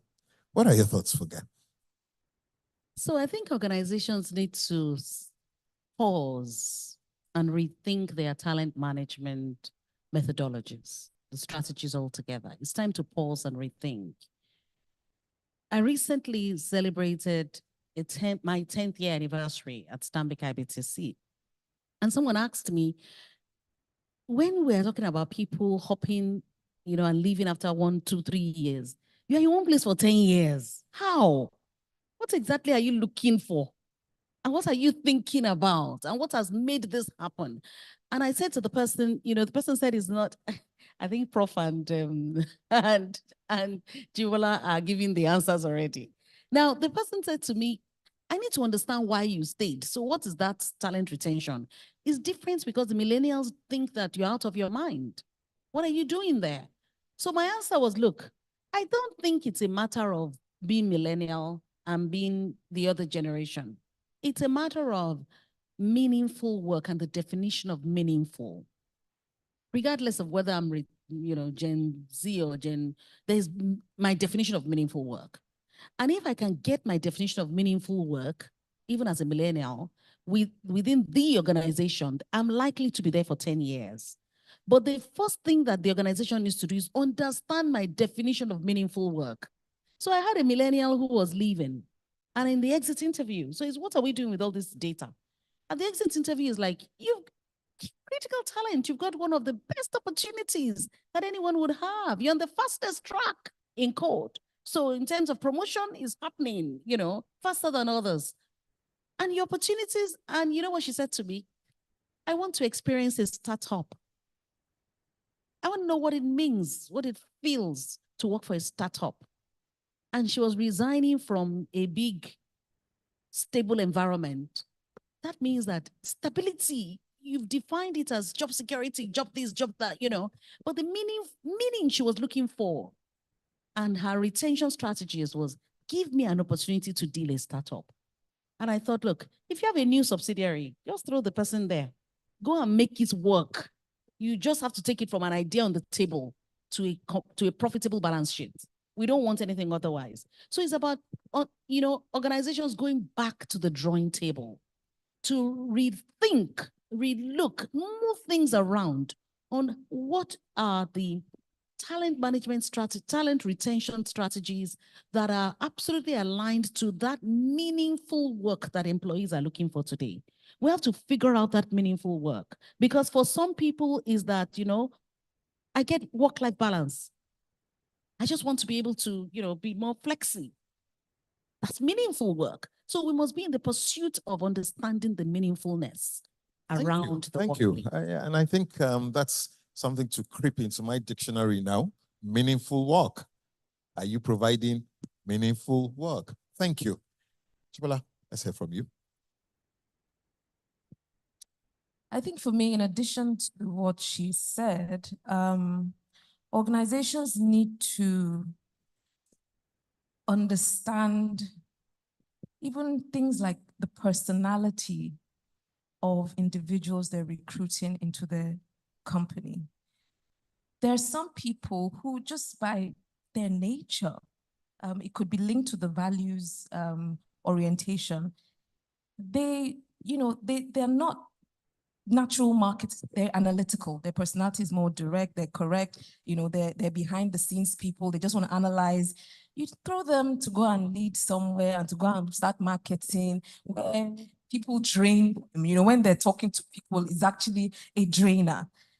We need to start better aligning people's individual differences and preferences with the type of roles and the work that we're giving to them. So again, going back to the VOS, there was one, I think there's 6 of them, one of them was power. If you are able to align and say, okay, this person likes power, they like activity, put them into your new opportunities. Put them into a project that is challenging and not the wrong person. So it's really, for me, being a little bit deeper and more deliberate about using your understanding of human beings, human nature, preferences in placing, advancing, deploying individuals within your organization, in addition to many other things. So essentially, you're talking around people fit, ensuring that we have the right people for the right roles. And also monitoring the changes in their preferences. Those changes can come as a result of change in status. They might come in as single, now they're married, therefore their preferences is that I want more time with my values have changed, they've shifted. Now for me, it's family, it's children, it's husband. Therefore, I don't need this demanding job. So HR people have to be a little bit more, is it deeper? In analyzing individuals and not just bucketing people into one. And I'd still like to tie it in with where Funke was coming from. It's consistently ensuring that work is meaningful for people along the line. Very good. Thank you. So let's hear from you. I think I align with Funke and Jibola because the first attempt of work for me was over a summer holiday. I said I wanted to go and work in a company. So my mom put me in a company and I would go there every day. They just said, oh, sit in the video room and be watching video all day. I quit after 3 days. I said, I can't be waking up to go and sit down, just watching video. And you know what they told me when I told them I wasn't coming back? They said, oh, you didn't tell us you wanted to work. And so that's the experience we get. So it's about how do we ensure that there's value orientation? Because they felt that, oh, the mother just put her somewhere, right? She just wants something for her daughter to do over the summer holiday and, put her somewhere. But I think I want to align on what Jibola said in terms of HR needs to be more granular. What are the components of each job? What are the personality types of each job? Then what are the personality types of the person I want to put in the job? So HR just reading a CV, oh, they went to school, they've worked before, they have a degree, they've done youth corps, oh, he's fit for the role. It doesn't exist anymore. And that's why you find a lot of mismatches in the placement process today. Thank you. Thank you very much. Ladies, thank you for your insights. Members of the audience, thank you for listening to us. I think the challenge is Bruce and Abiba will have to do a part 2 of this book because it is obvious that you haven't exhausted the issues at hand. But let's say congratulations and big thank you. Because the issues of talent management will not go away. It's probably fresher because of the challenges of current times, and there'll be newer insights that we haven't even handled here. So we'll be waiting for the new edition. Congratulations. A round of applause for our panel. Please, can you just stay? We're still going to invite you to join us with something shortly. We've had a lot of conversations, and I really liked how it ended because people evolve. We evolve, even as human beings. And that's the work that organizations, businesses, not even just HR, has to do to understand the evolving individuals they have, the evolving needs. I like the conversations around breaking down the job tasks and roles. What's the job to be done? Does it have to be done full-time? Who are the people, who are the persons that can do it? To me. Yes, who are the persons that can do it? I like also the reference that we need an overall, how would I put it, labor strategy as a country. How are we aligning our people strategy with the overall economic dimension, where we're projecting to the education sector, the courses, the programming, how people are being taught, and how are we developing, not just as companies, but as a country as a whole, even as states, because we have states here represented. I like the opportunities that technology and AI presents to even solve some of those issues that we're having. I'm very big on mission-driven talent for any business and any organization. When we recruit, you have to be passionate about our mission first. You may not even have the skills in that way or the experience, but if you're passionate first about the work that we do, then probably there's alignment there. We have one or two questions that we'll take from our online audience. But I was also looking around and I thought there are quite a number of, there's some of our experienced HR persons and gurus in the house. And we would also like to get a few comments from them. And I'm going to start with Mrs. O. I mean, you've had several decades of, managing people, talents, and you continue to do that. Could you perhaps share with us your thoughts on this conversation and just strategies for individuals and businesses on how to manage the evolving talent trends? Thank you. Thank you very much. And good afternoon, distinguished ladies and gentlemen. Good afternoon to our fantastic panelists, all of whom I know. And congratulations again to Bruce and to Habiba for this fantastic book called Breaking the Cycle. And if you haven't bought your copy, don't just go away with one. Buy for everybody in your organization, as I will be doing when I leave. The conversation has been extremely rich. All I want to say really is that this book is timely. That's the first thing. And I think it really provides very useful nuggets and frameworks and models which are useful, not just in the private sector, the public sector, across board.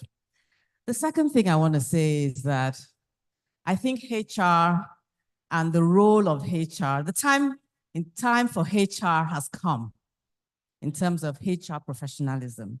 It's probably the most difficult job in the world, given the complexity of the work economy, the new world of work, and the new normal. So you need, at a time like this, to ensure in your organization you have fantastic, capable, current, up-to-the-speed HR professionals. And if you don't, you need to be engaging top-notch consultants, and they are here, Habiba Balloon Consulting, Bruce Prince, and so many of the others, okay?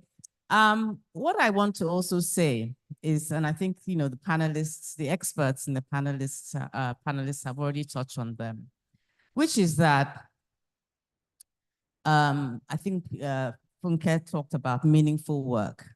In some organizations, they call it purposeful work.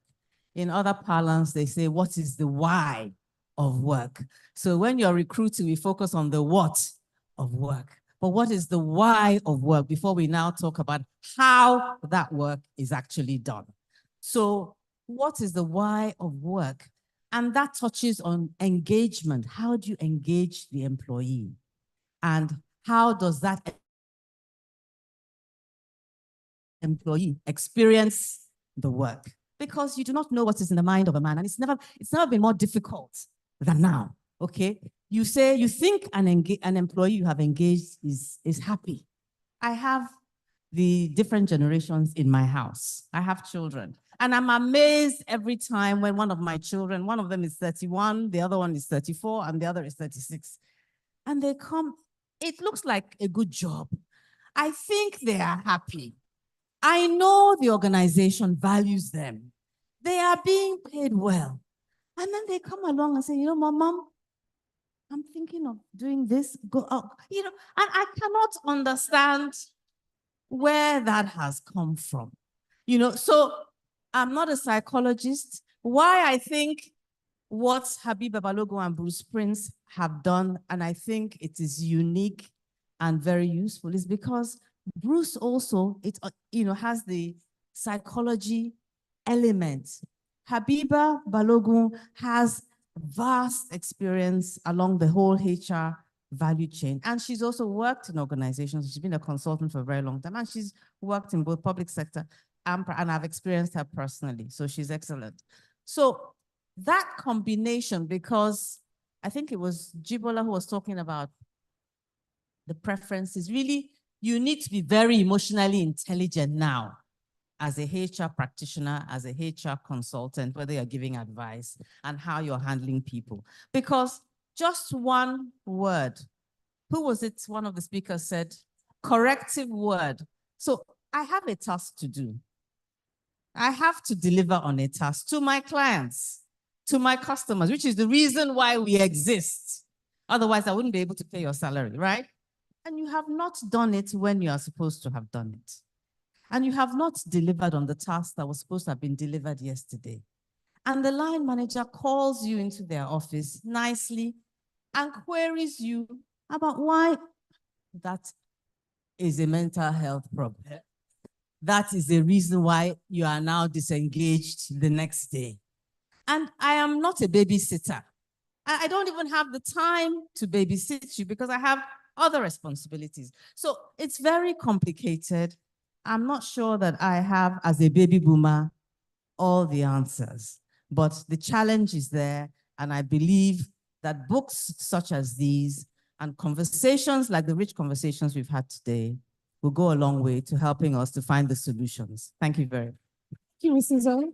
I think we should have one or two, because I do know that we have some of our maybe younger members in the audience. So if anybody would also like to respond on that, on the perspective of the employee, because we've been talking a lot around that. So just very quickly, introduce yourself and please keep it brief. Thank you. Good afternoon. My name is Ahoy. So I do HR for Deloitte, West Africa. Well done, Abiba, and well done. The book is very important because HR right now, we're an endangered species. Yes. So right now we have 5 generations in the workforce, grandfather and grandchildren, right? So talking on this from the employee side, I think that as an organization, we also need to own talent management. The organization needs to own it. It's not only HR. So from management to line managers to HR to even the people. Again, another thing is accountability. So when people are not held accountable, it's a problem. So therefore, they'll hide under mental health because there's nobody asking them for what they were meant to do. KPIs were set. So if there's no KPI in the beginning, it's a problem. Again, sentimental nuances in the workplace. Oh, I don't want him to feel bad. I don't want her to resign tomorrow.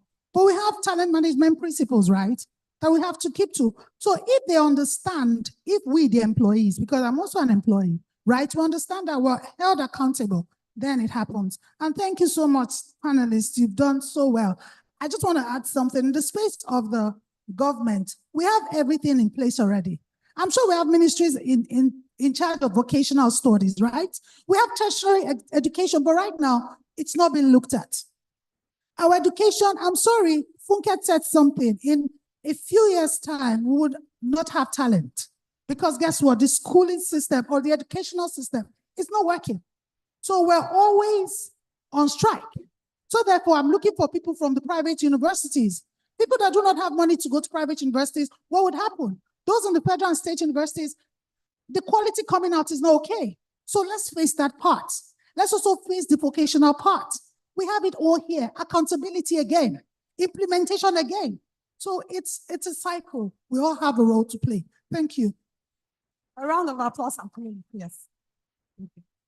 I will take a comment from Mrs. Aja Balogun. I know she's doing some work in this space.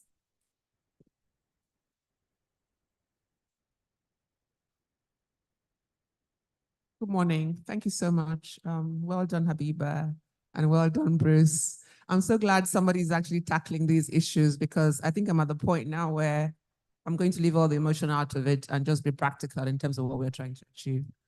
For so many years now, I've been working with youth, particularly in universities, and I've come full circle now, and I need to leave the emotion out of it. So I'm so glad that tech is available.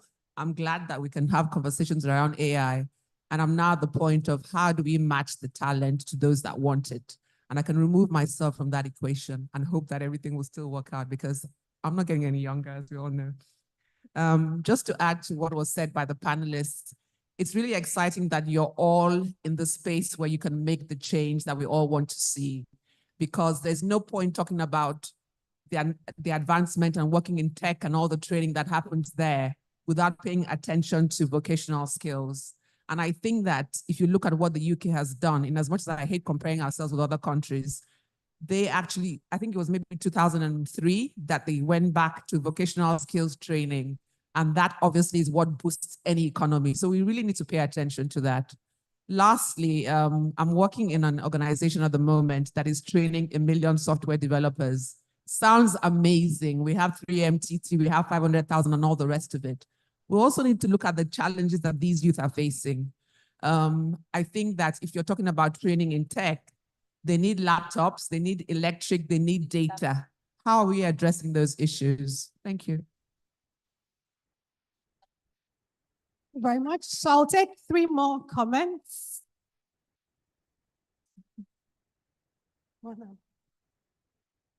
Mr. Gbenga Oyewade.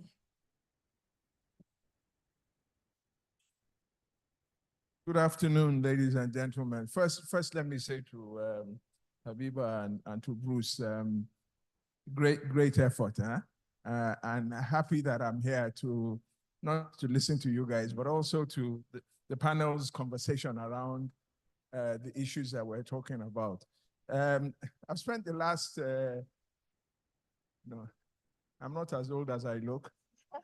I've spent the last 40 odd years practicing law, running law firms. And only in the last 5 have we had to deal with talent management and talent drain and, you know, all of those kinds of things that scare us.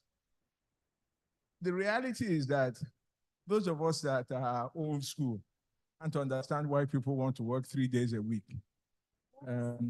But every time we say, let's back to the way it used to be, they don't respond to you. They just look at you like, where are you from? Because is extremely difficult, different. But one of the things that I just thought, just to add to the conversation. So professional services, and I was reading an article on the Times just this morning that about a TikTok legal career. And the definition of the TikTok legal career was a very instantaneous, spontaneous word, where all we did was work 3 days a week. Actually, people tell you they work, but they don't tell you they're on vacation, but they send you emails from a beach somewhere. But that's their contribution to the growth of your firm, to the growth of your business. And, but the article went on to say that actually, if leaders, professional services leaders, don't get with the act, we will constantly run up against this totally different world, totally different dynamic that we're starting to see. So just to agree that talent drain, if we don't change, is here to stay. The question is how, well, I guess we're all, those of us that remember how things used to be done are retiring. But the reality is that it should alarm those of us that are in management, because we're investing significantly in training. We're going through significant changes around how we hire people and how do we signal to them that the long-term viability, sustainability of our businesses is driven by the experience that our people get on the job. So I think actually all the issues that we've talked about are critical to growth, not just profitability within the firm, but how we mentor people. One of my classic sayings to associates in my firm is, even if you decide that you don't want to come into the office, it's very difficult for me to mentor you on Zoom. Mentorship, the way I understand it, is that you sit with me at a meeting and you see the way I bang on the table, you see the way I look across the table, you see me walk out, you know that this man is not annoyed, but he's just faking it. But it's difficult to do. by Zoom. So if there's, and so that's a signal that I try and send all the time. And I think it's important that, that we try and do that. But net, to just, Habiba and Bruce, I quickly flip to your conclusion. And I think you've said it the way we should, the takeaway. We need to be more caring. We need to be more respectful. We need to have a nurturing environment. Actually, what you're saying to us is that for those of us that lead, we need to behave like parents. You know, and not parents because we want to necessarily take over a role or a responsibility. But if we're going to grow our businesses, then we need to understand that we're doing more than just giving instructions. So adaptability is the name of the game. And so I think that the message in your book, the reality of our lives, sustainability of our businesses, if any of those things are going to push us, then actually you guys have identified these issues. And for that alone, I'm going to buy lots of copies to share. So thank you. Thank you very much. We can only take 2 more questions and comments. Ms. Bahu Adeosu, and then Wana also had indicated.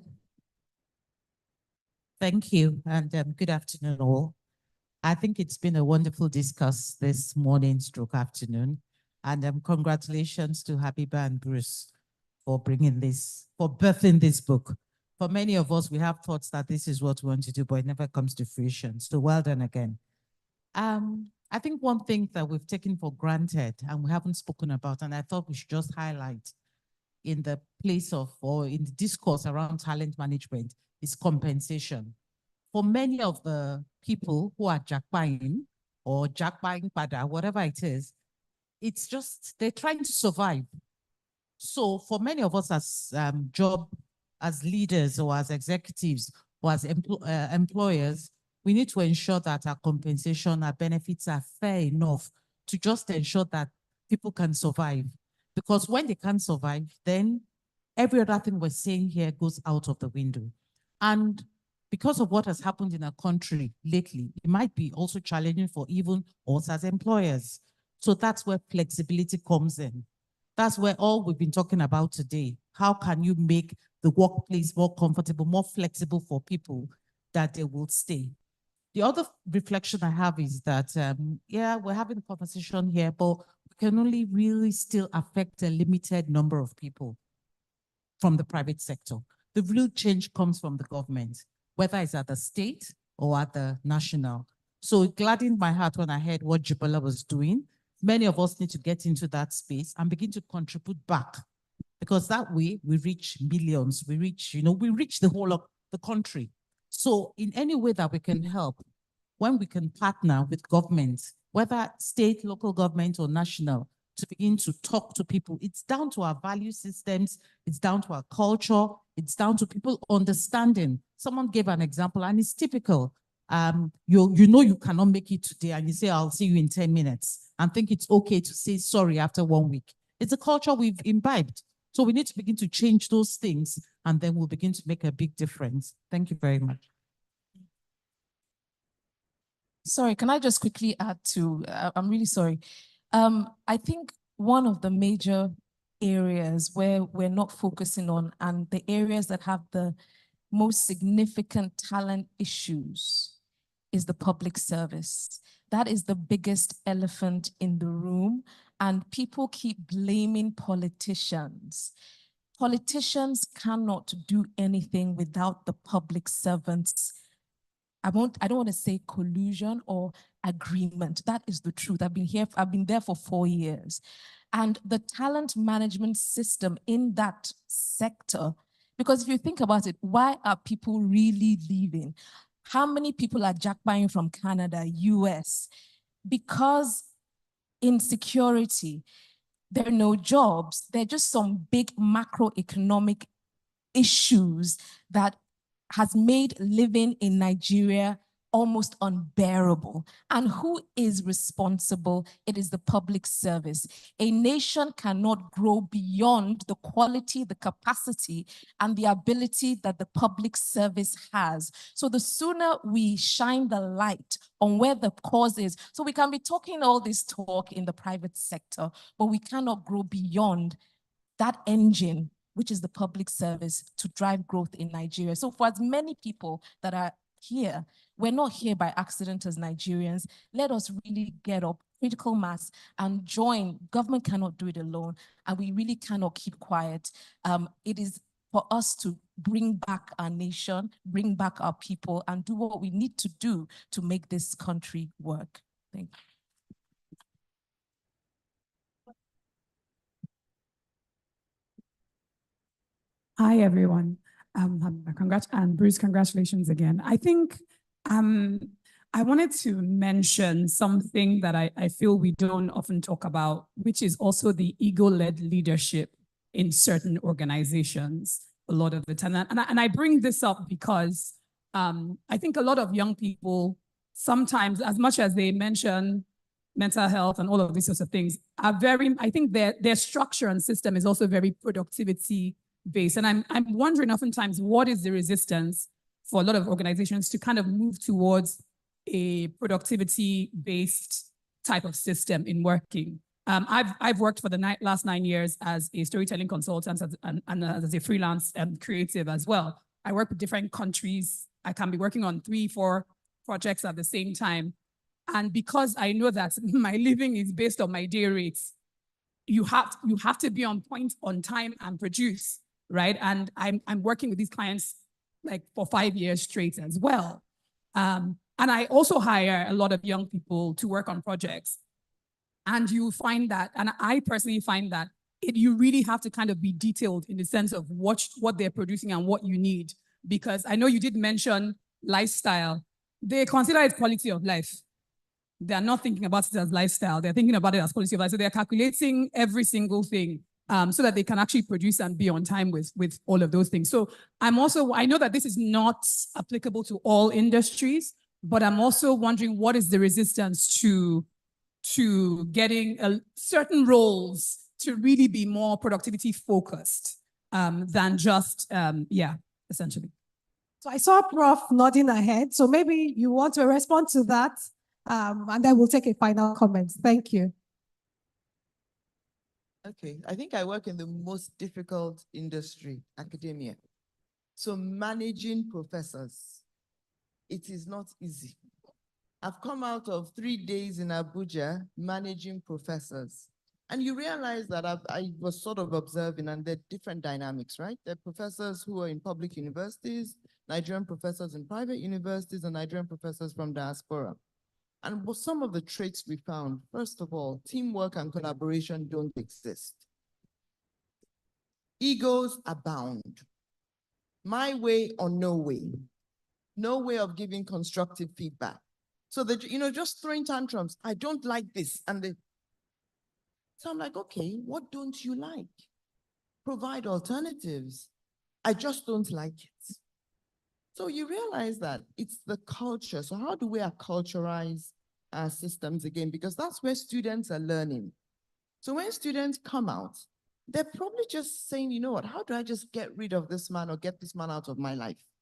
Another area we're not creating enough talent in is academia, because we're licensing private universities, but are we creating talent to teach in those private universities? So what you find is that we're recirculating the same people from Unilag to Babcock to Covenant to this, and the professors are gigas. And that's the whole fight with IPIS. IPIS says you can only work in one university, but they can be working in 3. So we need to understand better. So the bottom line is, I agree with you. We should look at work outputs rather than just showing up effort, right? In academia, it's almost like publish or perish. And so those kinds of mindsets, but you know that some people are happy to perish. Yeah, and those are the behavioral parts. So you have to understand what makes people tick, and really have that level of engagement. But when you have an organization of 5,000 people, it is not HR's job. And that's why Habiba and Bruce's book is actually a workbook for every manager. It's a tool that every manager needs to read, because managing people is your job. Thank you very much. Thank you. I'll take a final comment from Mr. Poladiolo. Good afternoon. This is what we probably should have done at the beginning. Congratulations, Habiba and Bruce. Congratulations, panel. Mine is to welcome you to the Metropolitan Club. I don't want to miss the opportunity. It's our home. And for some of you may be coming here for the first time, or those who think they know the place, there's a lot of transformation that has occurred in the place. As we are here, it is possible for this same number or more to be in another space within this space. And we have several rooms for meetings, 12, 20, and so on and so forth. And the facilities, everything works. Every single thing we have works. So, Habiba, thank you for exposing our club. So many of you believe that it's an old person's club. I mean, if you can call me an old person, I'm a young man belonging to the mental health generation. Thank you. On Habiba and Bruce, I'm not envious of authors. Many of us just speak. It's so much easier. But for people who are able to commit it to writing, so that people like Professor David West can criticize and write all sorts of things, how bad they are, those are the brave ones. Bravery, and thanks for your contribution to your field.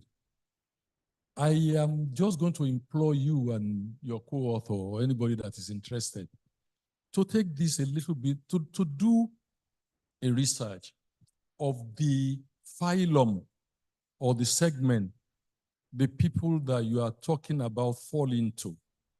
There are people, there are many different types of people. When a man, a young man or a young woman has been raised on their duty to take care of their parents, when they've been raised on the basis of their parents letting them know that they represent their only investment, they don't have any investment in other places. If they have been observing their parents nurture their own parents, who happen to be these grandparents, and they are involved in the process, it is doubtful that the rebellion will come. So Habiba said, people will leave work and go and stay at home and probably grow what they will feed. That alone has defined the kind of home they live. They still have. If they had left a home where mom and dad and 5 or 6 or 7 children stay in one room, right, and share common facilities like bathrooms and toilets, I don't find them resigning anyhow, because the alternative is hunger. Not just hunger of the persona, but hunger of a larger family. What do you tell the woman who sold her clothes, sold the little jewelry that she had, to be able to pay your school fees through school, to be able to pay your transport allowance, that you don't have any job anymore? You don't have, how many of them can bring out a laptop, okay, even after graduating from university? A number is legion that can't do it. And they trump the number of people, right, like we know, who can do it. And in that case, perhaps in the next edition of the book, we can extend it to parenting. And what leeway have we allowed people? How have we tried to mold them? What examples have we tried to show them? And so on and so forth. Benga has spoken well, but we also both grew up in this same environment, about the same time. The devotion he paid to, before he even became an entrepreneur in his profession, those who ran them around, those they wanted to be like, right? And so on and so forth. Do we still have them to present? And that is what I think that we can. Yes. Having said that, I believe that we need to mind the ones that we have sent abroad before they land what their roles will be in life. Those who can come home and they don't need money in their pocket. Everybody needs money in their pocket. But when we say they don't need money in their pocket, they are still able to look at mommy with a smile on Abiba's face and empathy. Okay, take, but go and get another job. Okay, take, but go and get another job. We still know people who can be told that their work is rubbish and their interpretation is that, you know what, I don't want that said of me the next time. The number is not tiny as we are being led to believe. We need to know the new world, but we need to also take what is useful in the old world that the new world can benefit from. As a member of Metropolitan Club, I just have to say this, to defend that array of ages that you can find on the wall. There's usefulness in old school. We are not expiring yet. We are not leaving the space. And we are not going to convert to mental health issue. Because when we were slapped, when we were young, we didn't run mad. Thank you. Thank you very much, Mr. Diola. And thank you very much, everyone, for your comments, your feedback, and your questions. We're going to move very swiftly into the book presentation. And I'd like to invite the authors first on stage. Yes. So if Habiba and Bruce can join our panelists, you can stand up. Thank you. I would like to call on stage also to join them. Mrs. Hairat Adebalogun, please can you join us? Thank you. Mrs. Aminata, please can you join us? Thank you. Mrs. Amina Oyagwala, please also join us. Thank you very much. Mr. Fola Adiola, please can you join us on stage? Thank you. Mr. Gwali Balogun, please can you join us on stage? And Mrs. Banwo Adeoshu, please can you join us on stage? Can we, the ushers, quickly give each of our guests on stage a book? Thank you very much. And where's our camera? And please take pictures too. The hashtag again is Break the Code, and you can tag HBC Consulting or Bruce Prince on any of the social media platforms. Please, can we all, yes, let me move away. Again, we present to you the book, Breaking the Cycle, Talent Management in the New Normal, Strategies to Tackle the Great Resignation, Quiet Quitting, and Japa Syndrome. It's available for sale. There are books all around you. You can buy them, 15,000 Naira soft copy, 20,000 Naira hard copy. And as part of the giveaway from the authors today too, there's some special prizes. We have some special offers to you today, along with the purchase. Everybody purchasing the book today, you receive a free values assessment. Can we give a round of applause for that? You would also receive a free worksheet for how to use the Clarity Framework model that was also shared earlier on by Abiba. So please, can we give another round of applause for that? Yes. And then obviously electronic copies are also available on Amazon. Thank you so much to everyone for joining us on stage. Thank you very much to our panelists and our moderator. Thank you, everyone. Please, we'll collect the books from you. We'll collect the books from you. Thank you, except your copies. Thank you so much. We're at the end of our conversations today. I would like to invite Habiba and Bruce to give final comments and closing remarks. Thank you very much. Thank you. Yes, please, you are. Here you go. So we're inviting the authors for the closing remarks and special appreciation. Thank you. So yeah, Bruce has to join me in a second. So I just to say thank you to all of you for being here. This book is about solving a problem we have as employers and hopefully creating a good working environment for employees. So we hope that the book has helped all of you.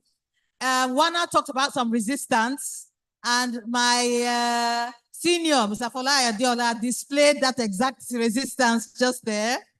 So what they don't understand is that they might not have a garden to go to, but they will go online and they can review books and earn dollars. So they have all these ways that they can earn an income even if they don't have a job.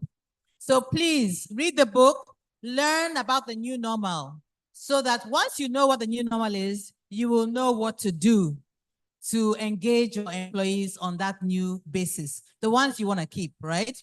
And of course, talent management in the new normal, we want to make sure that we are generating enough of a pipeline of talent to develop our nation and our companies profitably. Thank you. Thank you, everyone, for coming. I just want to say thank you to the Metropolitan Club and for Habiba Balogun Consulting for organizing the book launch. Everyone did an amazing job. Thank you. Thank you to my team, Sparkling World Events, Moyolua, Olade, our project manager, Yemisi Peters, who is a colleague in Learning and Development Network International, to Learning and Development Network International, our president, Mr. Olumide Ajomale. Thank you so much. You did a fantastic job. To our panelists, to everybody who made a contribution. We received some sponsorship for this event. So I have to say thank you to Ekpe Resort, to Port Harcourt Novotel, to Travel House, to Travel House Hotels, to AKMS Consulting, okay, to Radar Consulting, that's Bruce's organization, Habiba Balogun Consulting. Have I missed anybody else out? My team. I hope I haven't missed anybody else out. Or everyone who sponsored us. Novotel is by JDI. That's the company. Thank you all so much. And yeah, we look forward to assisting you on this journey. My darling MC, the fantastic Mrs. Adenike Adeyemi, she did a fantastic job. Thank you so much for all your contributions as well. And you didn't talk about the development sector. They have a major talent crisis there too. So the conversation continues. Thank you. Enjoy the refreshments. We're here for another half hour or so for networking. And thank you all those of you who joined online. God bless you. I can see Aliwa is represented. Africa Leadership Initiative, West Africa is my fellow. Many of my clients are here. Thank you all so much. My ICF colleagues, my fellow coaches, God bless you all. Thank you once again, and congratulations to the authors. Thank you, everyone, for your time. Please, let's keep copies of the book as we go and also distribute. Thank you.